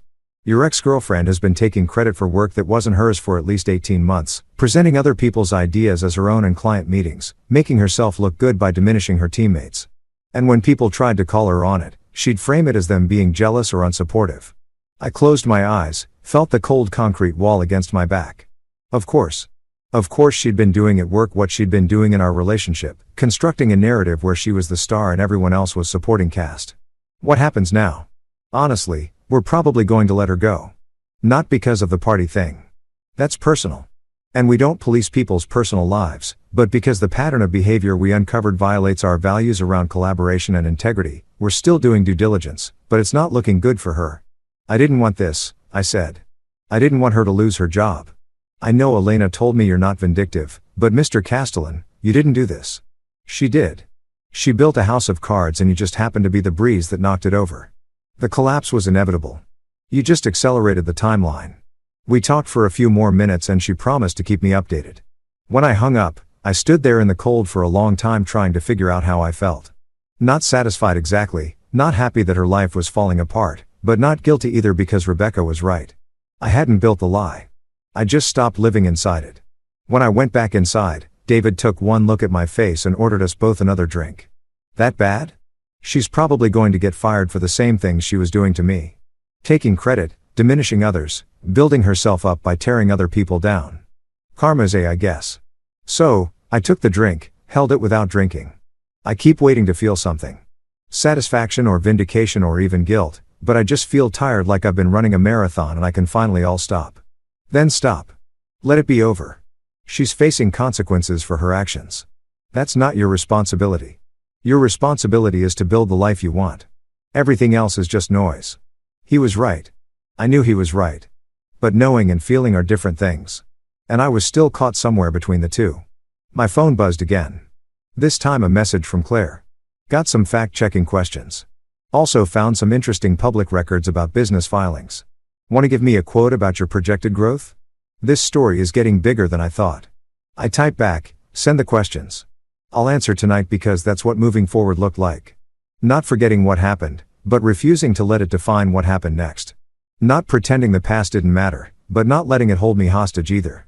I finished my drink, said goodbye to David, and headed home.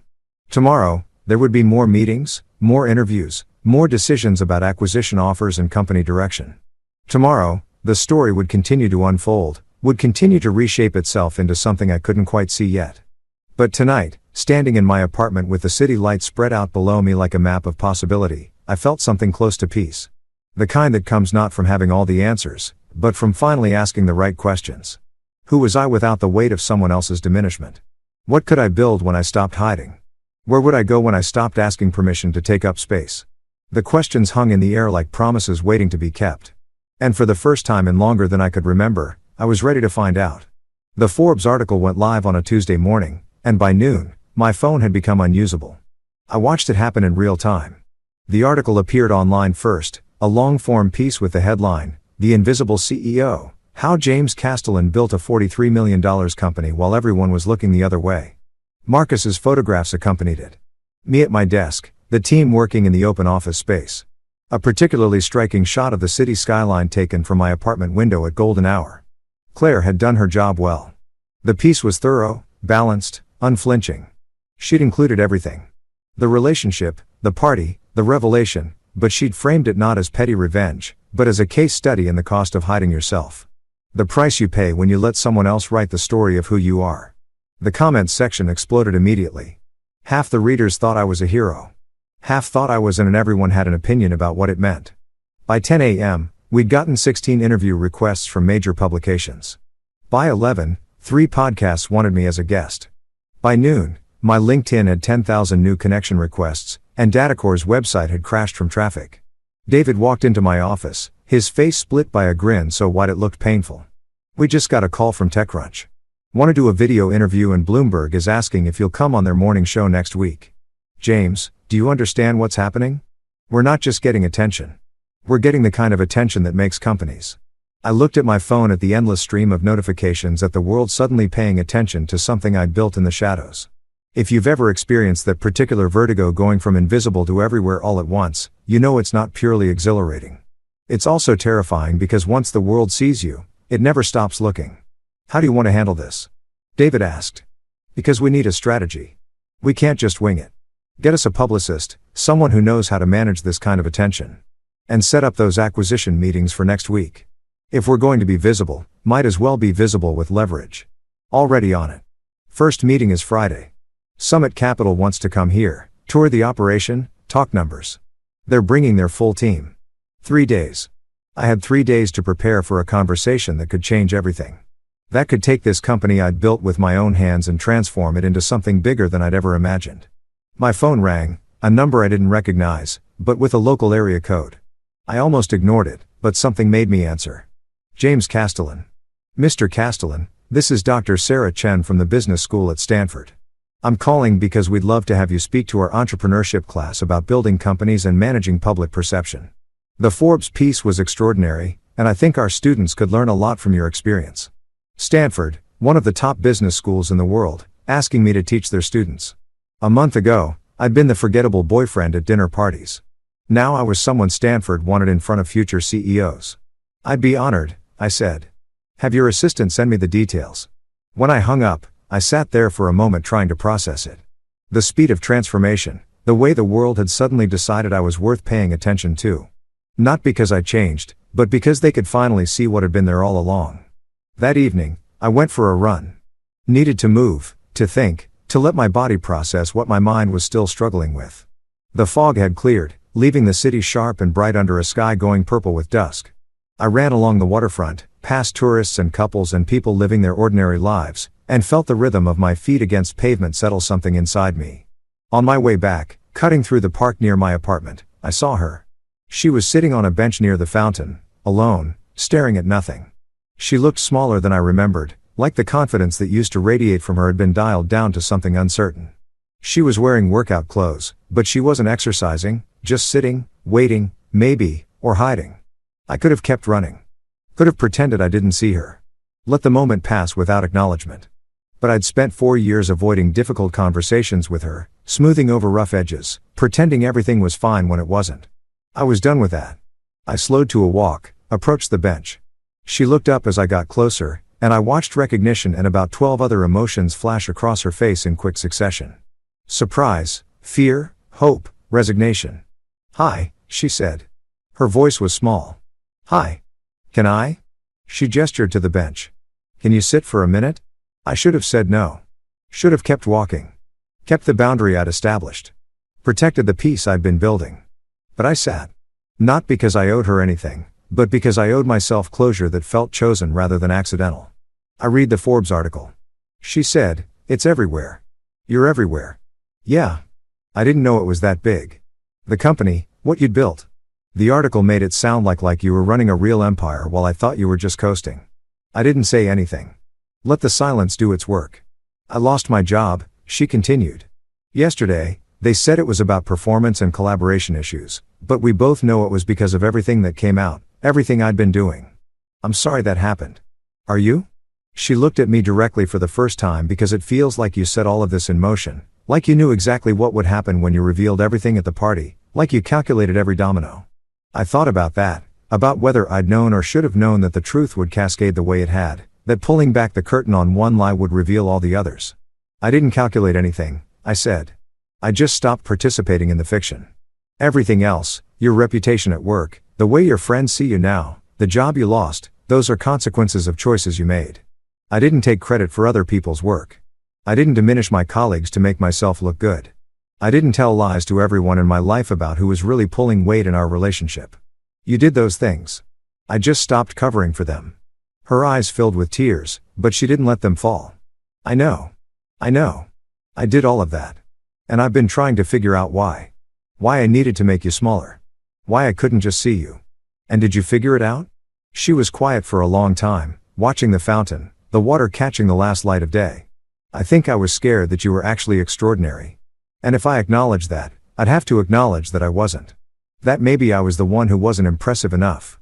So, I convinced myself, convinced everyone that you were the problem, that you were holding me back, when really I was just terrified that you'd realize you didn't need me." It was the most honest thing she'd ever said to me. Raw, undefended. The truth beneath all the other truths. "You were right to be scared," I said quietly. "Because I did realize it, just not in the way you thought I would." "What do you mean?" "I realized I didn't need you to validate my worth. I realized that I'd been making myself small, not because you forced me to, but because I thought love meant accommodation. That being with someone meant molding yourself to fit their expectations. But that's not love. That's just disappearing slowly while someone else takes up all the space." She wiped at her eyes, finally letting the tears fall. "I do love you. I know you don't believe that now, but I do. I just didn't know how to love you without needing you to be less than you were, and that's something I have to live with." "Yes," I said, "it is. Is there any chance?" She stopped, started again. "Is there any universe where we could try again? Where I could prove to you that I've learned, that I can be different?" I looked at her, really looked at her, and tried to find any trace of the feeling I'd had 4 years ago when I thought she was the person I'd spend my life with. Tried to find hope or possibility or even curiosity about whether people really could change. Found nothing. Just a kind of gentle sadness for both of us, for the time we'd wasted, for the people we'd pretended to be. No, I said, there isn't. Not because I don't think you can change. Maybe you can, but because I don't want to be there while you figure it out. I don't want to be the test case for your growth. I want to be with someone who sees me clearly from the start, who doesn't need a dramatic revelation to understand my value. She nodded slowly, accepting it. I understand. I hope you do figure it out, I said, standing. I hope you learn to see people for who they really are instead of who you need them to be. I hope you build a life that doesn't require diminishing other people to feel secure in your own worth. But that's work you have to do for yourself, not for me. James, she looked up at me, and in the fading light, she looked very young and very lost. For what it's worth, I'm sorry. Really truly sorry. Not because I got caught, but because I hurt you. Because I wasted 4 years of your life living in a story I made up instead of the reality we could have had. I know, I said, and I did. Could hear the genuine remorse in her voice. The understanding that had finally broken through. But understanding doesn't undo damage. Regret doesn't rewind time. I left her there on the bench and walked home through the darkening park. And with each step, I felt lighter. Not because I'd gotten revenge or proven a point or won some imaginary competition, but because I'd finally let go of the anger, of the hurt, of the need for her to understand what she'd done. She understood now, and it changed nothing. And that was okay. Friday arrived with the weight of significance. The acquisition meeting. Summit Capital, one of the biggest venture firms on the West Coast, sending their full team to evaluate whether Data Core was worth the kind of investment that would fundamentally reshape our trajectory. David and I prepared like generals planning a campaign. Slides refined until every word counted, projections verified and re-verified, questions anticipated, and answers rehearsed until they sounded natural instead of practiced. The team arrived at 2 p.m. sharp. 8 people in expensive suits carrying tablets and laptops, and the kind of confidence that comes from having 9-figure budgets to deploy. The lead partner was a woman named Margaret Chen, mid-50s, gray hair cut sharp as a blade, eyes that saw through like it was made of glass. Mr. Castellan. She shook my hand with a grip that made it clear she expected to be taken seriously. Thank you for making time. We've been following your company with interest, and after the Forbes piece, that interest has intensified significantly. We settled into the conference room.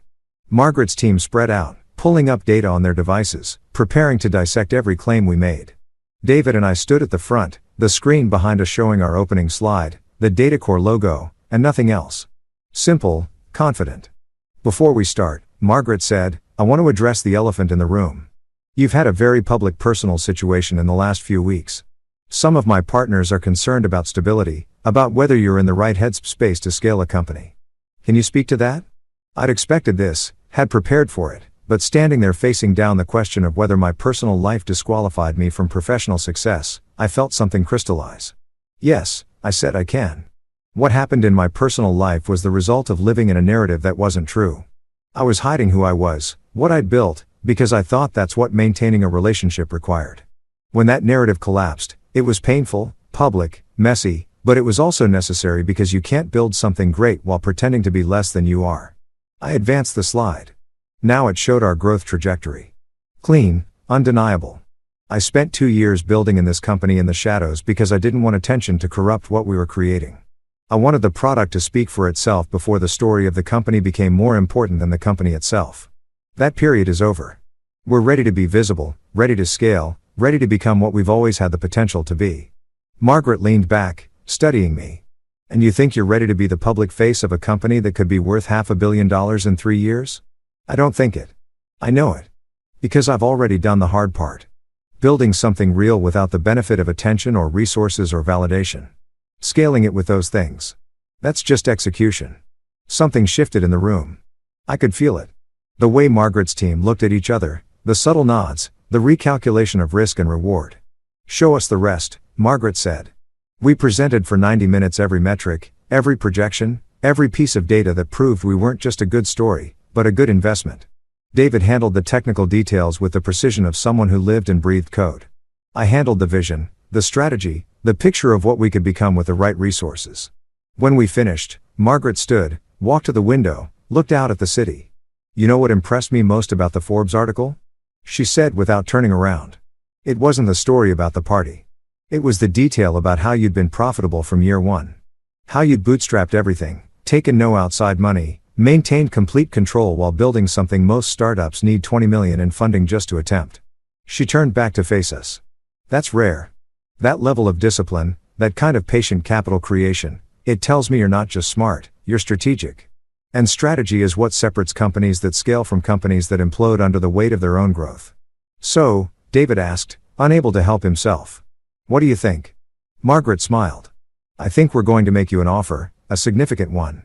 My team will work up the details over the weekend and we'll have something formal by Tuesday, but I can tell you now we're looking at a valuation north of $100 million with aggressive milestones that could double that within 18 months.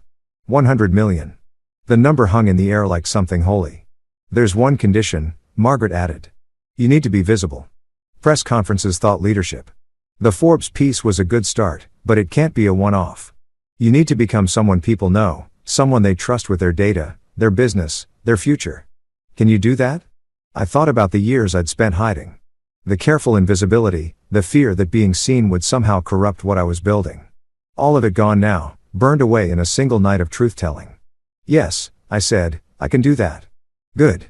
Margaret gathered her things, signaled her team to do the same. We'll be in touch. But Mr. Castellan, welcome to the big leagues. From here on out, everything you do matters. Everything you say gets scrutinized. Everyone wants a piece of what you've built. So protect it. Protect yourself. And don't let anyone make you small again. She left with her team and David and I stood alone in the conference room, both of us too stunned to speak. Finally, David broke the silence. Did that just happen? I think so. 100 million, James. $100 million. Do you understand what that means? I walked to the window, looked out at the city spread below us. Somewhere down there, she was probably starting over, figuring out who she was without the job, without the narrative she'd built. Somewhere else, Amanda and the others were probably talking about me, about her, about what happens when truth detonates comfortable lies. And here I was, 43 floors up, building something that mattered, being seen, being valued, being exactly who I'd always been, but had been too afraid to show. Yeah, I said. I do. It means we won. 3 weeks after the Forbes article, I stood backstage at a tech conference in San Francisco waiting to give my first keynote speech to an audience of 2,000 people. If you've ever experienced that particular brand of terror, knowing that in 5 minutes you'll walk onto a stage under lights bright enough to blind you and try to sound coherent while your heart attempts to escape through your throat. You understand why I was questioning every decision that had led me to this moment. The acquisition deal with Summit Capital had closed on Tuesday. The final number, $127 million, with performance milestones that could push it past 200 million within 2 years. David and I had both cried when we signed the papers. Not because we were saved, but because we couldn't quite believe it was real. 2 years ago, we'd been coding in his garage. Now, we were worth more money than either of us could conceptualize. But the money came with expectations. Margaret had been clear about that visibility leadership becoming the face of not just DataCore but of a new generation of founders who built differently, who valued sustainability over growth at any cost, who proved you could be successful without burning out or selling your soul. You're on in 3, the stage manager said, her voice crackling through my earpiece. I adjusted my lapel mic, rolled my shoulders, tried to remember the breathing exercises the speaking coach had taught me. Margaret had insisted on the coach. You need to look comfortable up there, natural, like you've been doing this your whole life. And I'd spent the last 2 weeks learning how to stand, how to gesture, how to modulate my voice for maximum impact. 2 minutes, my phone buzzed. A text from David. You've got this. Remember, they're here because they want to hear what you have to say. Just tell them the truth. The truth. That seemed to be my currency. Now, the thing people wanted from me, not polished corporate speak or carefully managed messaging, but the raw honesty of someone who'd lived through transformation and was willing to talk about it. 1 minute, head to the wings. I walked to the side of the stage, could hear the moderator introducing me. Built a company in complete secrecy, the Forbes profile that went viral. Please welcome James Castellan, CEO of DataCore Solutions. The applause started and I walked out into the lights. If you've ever had to be brave in public, you know that the first 30 seconds are the hardest. Your body wants to run. Your mind goes blank. Every instinct screams that you're about to fail spectacularly in front of everyone, but then you start talking and muscle memory takes over and suddenly you're not standing on a stage in front of 2,000 strangers. You're just telling your story. I talked about building DataCore, about the decision to stay hidden, about the relationship that fell apart when truth collided with comfortable fiction, about what it means to be impressive in a world that confuses visibility with value. Noise with substance.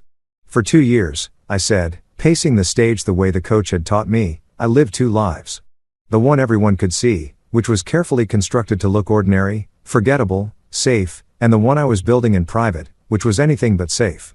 It was risky and ambitious and probably a little bit crazy, but I kept it hidden because I was afraid of what would happen if people knew. I paused, let the silence build. The audience was completely still, focused. And then something happened that forced me to choose. Stay hidden and maintain a relationship built on false assumptions, or reveal everything and risk losing what I thought I wanted. I chose truth and it cost me.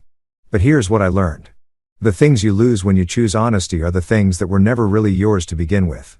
And what you gain, clarity, integrity, the freedom to be exactly who you are, that's worth more than any comfortable lie. The applause when I finished was thunderous. Questions followed about the company, about scaling, about advice for other founders. I answered them all with the same directness I brought to the speech. No corporate hedging, no carefully managed non-answers, just truth. Afterward, in the green room, a line of people waited to talk to me. Founders who wanted advice, investors exploring opportunities, journalists asking for interviews, and standing at the back of the line looking uncertain and out of place was Amanda. I almost didn't recognize her at first. She'd cut her hair short, was dressed more casually than I'd ever seen her. When our eyes met, she gave a small wave, tentative. I worked through the line, shaking hands and exchanging business cards and promising to follow up. Finally, it was just her. "Hi," she said. "I hope it's okay that I came. I saw you were speaking and I wanted to hear it. What you've been building." "It's fine. Did you enjoy the talk?" "It was incredible, honest, and powerful, and everything I would have expected from you if I had ever bothered to really see you." She shifted her weight, uncomfortable. "Can we talk just for a few minutes?" We found a quiet corner away from the crowd. She sat across from me, hands wrapped around a coffee cup she wasn't drinking from, gathering her thoughts. "I've been thinking a lot about the conversation we had." She started, "The one where I called you after the party, where I was trying to apologize for my part and everything. And I realized I was still doing it wrong. Still making it about my guilt instead of about the actual damage. Okay. So, I want to say this clearly. I'm sorry for creating the environment where she felt comfortable diminishing you, for reinforcing her worst instincts, for never once asking you about your life, your dreams, what you were working toward. We were all complicit in treating you like you were less than you were. And that was wrong. Unforgivably wrong." She looked up at me, her eyes clear and direct. "And I want you to know that I've been doing work, therapy, actual examination of why I participate in that kind of toxicity with my friends. Why I think ranking people is appropriate. Why I confuse surface impressiveness with actual worth. That's good." I said, "Real work takes courage." "It does. And part of that work has been accepting that some damage can't be undone. That some relationships end and stay ended. And that's appropriate. She keeps texting me, asking me to help her get you back, to tell you she's changed, but I won't do it because I don't think she has changed. I think she's just gotten better at performing remorse." That landed like confirmation of something I'd suspected but hadn't wanted to articulate. "How is she doing?" I asked, surprising myself. I tried not to think about her, to let that chapter close completely. But curiosity was apparently harder to kill than feeling. "Not great. She's struggling to find work. People in the industry know what happened and her reputation is damaged. She's angry about it. Feels like she's being blackballed unfairly." But Amanda leaned forward. "She still doesn't really get it. She thinks the problem was getting caught, not what she did. And until she understands that fundamental difference, she's not going to change. That's not my problem to solve." "No, it's not. And I'm glad you know that." Amanda stood, preparing to leave. "I just wanted to tell you that I see you now. Really see you. And I'm sorry it took something so dramatic for that to happen. You deserved better from all of us." She left and I sat there alone with my coffee, thinking about visibility and recognition, and the strange fact that sometimes people only learn to see you after you've stopped needing them to. That night, I flew back home on a red eye, too wired to sleep. The cabin was dark except for the glow of the screens. People watching movies or working or just staring into space the way you do at 35,000 feet when the world feels both very close and impossibly far away. My phone had been in airplane mode since takeoff, but I pulled it out now, looked at the lock screen. The background was still that photo of the harbor, the one from before I'd met her. I'd kept it all this time, through everything. A reminder of who I'd been before I'd started disappearing myself for someone else's comfort. I opened my photos, scrolled back through the years, stopped at a picture from 2 weeks after we'd met. The two of us at a street festival, her laughing at something I'd said. Me looking at her like she was the answer to a question I'd been asking my whole life. We looked happy, young, completely unaware that we were building something on a foundation of assumptions that would eventually crack under the weight of unexplored truths. I deleted the photo, then the next one, then all of them, one by one, watching 4 years disappear into digital nothing. Not out of anger or spite, but out of simple recognition that holding on to evidence of something that never really existed was its own kind of lie. When I was done, my photo library felt lighter, cleaner, ready for new images, new memories, new chapters that hadn't been written yet. The plane touched down at 4 a.m. I took a car home through empty streets, watched the city sleep, and thought about transformation. About how you never realize you're in the middle of it until you come out the other side and look back at where you started. About how the person I'd been 3 months ago, careful, hidden, accommodating, felt like someone I'd read about in a book rather than someone I'd actually been. My apartment was dark and quiet when I let myself in. I didn't turn on the lights, just walked to the windows and looked out at the city, beginning to wake up. Delivery trucks making their rounds. Early morning joggers, the first buses running their routes. Life continuing in its ordinary way while mine had become extraordinary. My phone buzzed with a notification, an email from Margaret. Congratulations on the keynote. Already getting inquiries from companies that saw you speak. Let's talk about next steps Monday. You're officially on the map. On the map, visible. Known. Everything I'd been afraid of for so long. Now everything I was building toward. I thought about sending a response, then decided it could wait. Instead, I made coffee, carried it to the balcony, and watched the sun come up over the city. November in San Francisco, cold and clear. The kind of morning that makes you believe in new beginnings. My phone rang. David calling from his place across town. You awake, Bashishi? He asked. Yeah, just got in. Me, too. Couldn't sleep. Keep thinking about the deal. About what happens next? What has happened next? Whatever we want, man. That's the crazy part. We have resources now, capital, credibility. We can hire anyone, build anything, go anywhere. The only limit is imagination. I thought about that. About having no limits except the ones I chose to accept. About building not from a place of scarcity or fear, but from abundance and possibility. I want to build something that lasts. I said, not just a company that makes money. Something that changes how people think about data, about technology, about what's possible when you do things with integrity. That's ambitious. Yeah, but we've earned ambitious, haven't we? We have, David agreed. We really have. We talked for another hour, planning and dreaming and mapping out a future that felt both impossibly large and entirely within reach. When we finally hung up, the sun was fully up. The city alive with morning energy. I went inside, showered, changed into fresh clothes, and looked at myself in the mirror. Same face I'd always had, same eyes, same basic structure. But something fundamental had shifted. The way I stood, the way I held my head, the way I looked back at my own reflection without apology or hesitation. This was who I'd always been. I just finally stopped hiding it. My phone buzzed one more time. A text from a number I didn't recognize. This is Claire Martinez from Forbes working on a follow-up piece about founders who've gone public after years in stealth mode. Interested in being part of it? I typed back, yes, send the details because this was my life now. Visible, public, exactly as impressive as I'd always been, just no longer asking permission to take up space. I grabbed my keys and headed to the office, ready for whatever came next. 6 months later, I stood in the lobby of a building I just purchased, watching construction crews tear out walls to make space for DataCore's new headquarters. The building was in Somal, all glass and steel and possibility. The kind of structure that announced you'd arrived without having to say a word. 200 employees now. Offices opening in New York and Austin. Revenue projections that made my accountant nervous in the best possible way. If you've ever stood in the physical manifestation of a dream you didn't quite believe you deserved, you know that feeling. Not quite joy, not quite disbelief, something closer to recognition, like your life finally matching the interior version you'd been carrying around for years. Boss Sarah, our lead developer and now CTO, walked up with a tablet. The architect sent over the final renderings. Want to see? She pulled up the images. Open floor plans, collaborative spaces, a rooftop garden, everything we talked about building if we ever had the resources. Now we did. It's perfect. I said, tell them to proceed. Will do, she hesitated. Also, there's someone in your temporary office. Says she knows you. Reception wasn't sure whether to let her up, but she seemed, I don't know, determined. My stomach tightened. What's her name? She didn't give one, just said it was important. I walked to the elevator, rode up to the 10th floor where we'd set up temporary operations while the building was being renovated. Through the glass door of my makeshift office, I could see her standing with her back to me, looking out the window at the city below. She'd lost weight. Her hair was different. Pulled back severely. She was wearing a black dress that looked expensive but somehow diminished her rather than elevated her.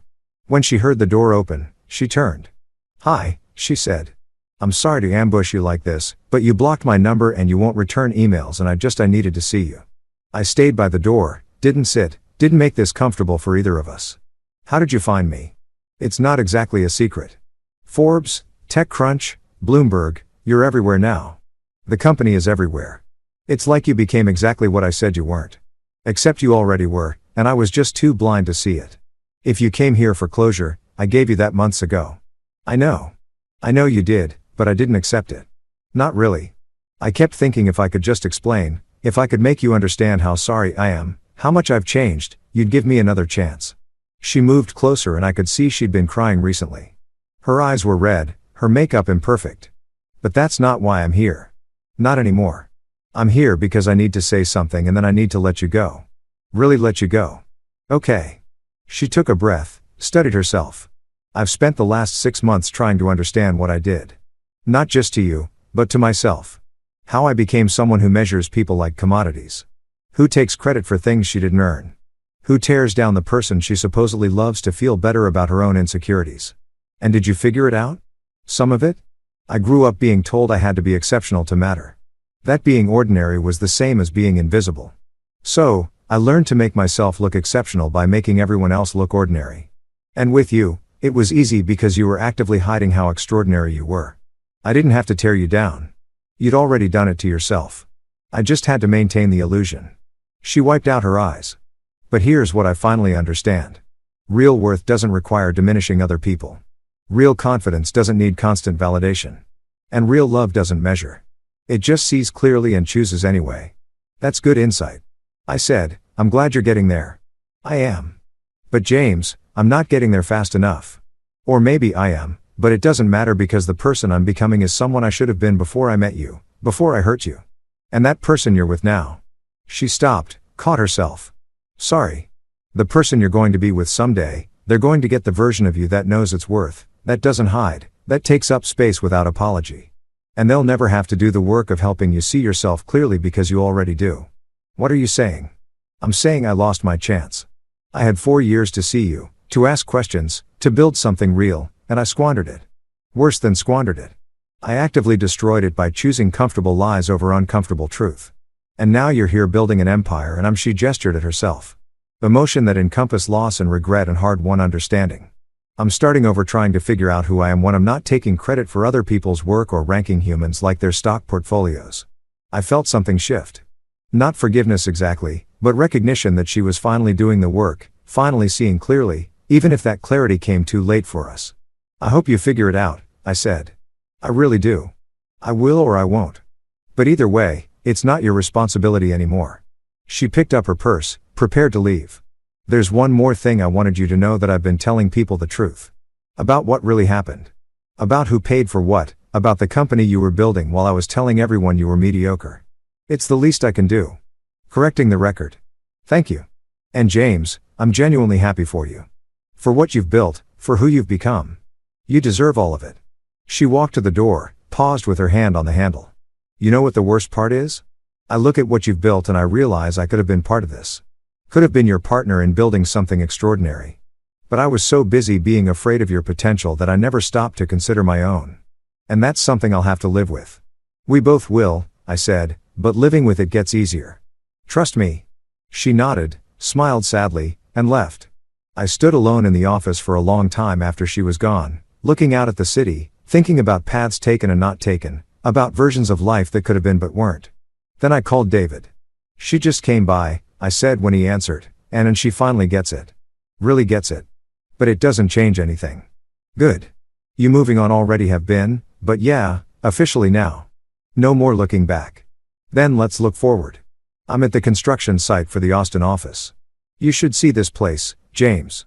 It's going to be incredible. We talked about expansion plans, about hiring and scaling, and the 1,000 ordinary miracles that make up extraordinary growth. When we hung up, I felt settled, complete, like I'd finally closed a door that had been hanging open for months, catching the wind, banging against its frame. That weekend, I drove up the coast. Needed space, air, distance from the city and the company, and the constant demands of being visible. I rented a house on a cliff overlooking the ocean. Nothing fancy, just a small place with big windows and a deck where you could watch the waves come in. I spent 2 days doing nothing, reading, walking the beach, sitting on the deck with coffee, and watching the light change. No phone calls, no emails, no interviews or meetings or decisions. Just silence and space and the sound of water hitting rocks. On Sunday morning, I woke before dawn and walked down to the beach. The sand was cold and damp. The sky that particular shade of purple-gray that comes right before sunrise. I was alone except for a few early runners. People drawn to the liminal space between night and day. If you've ever stood on a beach watching the sun come up, you know there's something about it that demands reflection. Maybe it's the scale. The ocean so vast, the sky so huge, yourself so small in comparison. Or maybe it's the promise of it. The way each sunrise is both repetition and renewal. The same sun but a different day. A new chance to be whoever you've decided to become. I thought about the last year, the relationship ending, the party, the revelation, the Forbes article and the acquisition and the keynote speeches and all the ways my life had transformed from invisible to impossible to miss. Thought about the person I'd been when this started. Careful, hidden, accommodating, and the person I'd become. Not different exactly, just unobscured. The real version finally matching the visible one. My phone buzzed in my pocket. Against my better judgment, I pulled it out. A text from Margaret. Board wants to discuss international expansion. Preliminary conversations with partners in London and Singapore. You interested in building this thing global? Global. The word felt too big to hold, too expansive to comprehend. But then again, 6 months ago, successful had felt that way. A year ago, visible had seemed impossible. And here I was standing on a beach watching the sun rise over an ocean I'd crossed multiple times in the last month for business meetings. Very interested, I typed back, "Let's talk Monday." The sun broke the horizon and the whole world turned gold. I put my phone away and just stood there watching the light spread across the water, feeling the warmth on my face, understanding in a way I hadn't quite grasped before that this was it. This was the life I'd built by refusing to stay small. By choosing truth over comfort, by believing that being seen was worth the risk of judgment. Behind me, I heard footsteps. Turned to see a woman jogging always, headphones in, focused on her run. She didn't look at me. Didn't register my presence. And somehow that felt perfect because visibility didn't mean everyone had to see you. It just meant you stopped hiding. Stopped asking permission to exist at full volume. Stopped making yourself small so other people could feel big. I walked back to the house as the beach filled with people. Families setting up for the day. Surfers wading into the waves. Couples walking hand in hand through the morning light. Life continuing in its ordinary way while mine had become extraordinary. Not because I changed who I was, but because I'd finally stopped pretending to be who I wasn't. Monday morning, I drove back to the city. Traffic was heavy on Highway 1. The kind where you move in increments, starting and stopping. The ocean visible in glimpses between trees and hillsides. I used the time to think about what came next. London, Singapore, markets we'd only dreamed about accessing. The kind of growth that would require everything I'd learned about building with integrity, about maintaining values while scaling, about being visible without losing yourself in the visibility. My phone rang through the car speakers. Claire Martinez. James, hi. Working on the follow-up piece. Want to ask you something off the record first. Okay. How does it feel being the poster child for revenge done right? Because that's how people are talking about you. Like you're proof that the best revenge is living well. I thought about that, about whether what I'd done was revenge or just correction, whether there was a difference. I don't think it was revenge, I said finally. Revenge requires a wanting someone to suffer. I didn't want that. I just wanted the truth to be visible. I wanted people to see what had been there all along. And if that caused discomfort for people who'd been comfortable with lies, that's not revenge. That's just consequence. Can I quote that? Yeah, you can quote it. We talked for another 20 minutes, and by the time we hung up, I was back in the city, pulling into the parking garage of the building that would soon be our permanent home. I rode the elevator up, walked through the temporary office, felt the energy of people building something that mattered. David looked up from his desk. Good weekend. The best. Cleared my head. Ready for what comes next? Good. Because what comes next is insane, but in the best possible way. We spent the rest of the day in meetings planning expansion, discussing hiring, making decisions that would shape the next 5 years. And through it all, I felt steady, grounded, like I'd finally learned to stand in my own worth without needing external validation to know it was real. That night, standing in my apartment with the city lights spread below me like a map of possibility, I thought about what I'd learned about visibility and worth and the difference between being seen and being known. About how the hardest thing isn't building something extraordinary. It's believing you deserve to claim what you've built. If you've ever had to choose between being loved and being yourself, you know there's only one real choice. And if you're brave enough to make it, if you're willing to stand in the full light of truth, even when it costs you comfort, you might lose things you thought you needed. But what you gain, clarity, integrity, the freedom to be exactly who you are, that's worth more than any comfortable lie. I walked to the window, pressed my hand against the gases, felt the city humming with life on the other side, and I knew with the kind of certainty that can only come from having survived your own truth-telling that I was exactly where I was supposed to be, visible, valued, free. If you've ever felt invisible in your own life, if you've ever made yourself small for someone else's comfort, remember this. The truth will always find a way to the surface. And when it does, the only question is whether you'll have the courage to stand in it. Choose truth. Choose yourself. Choose to be exactly as impressive as you've always been. The world will adjust.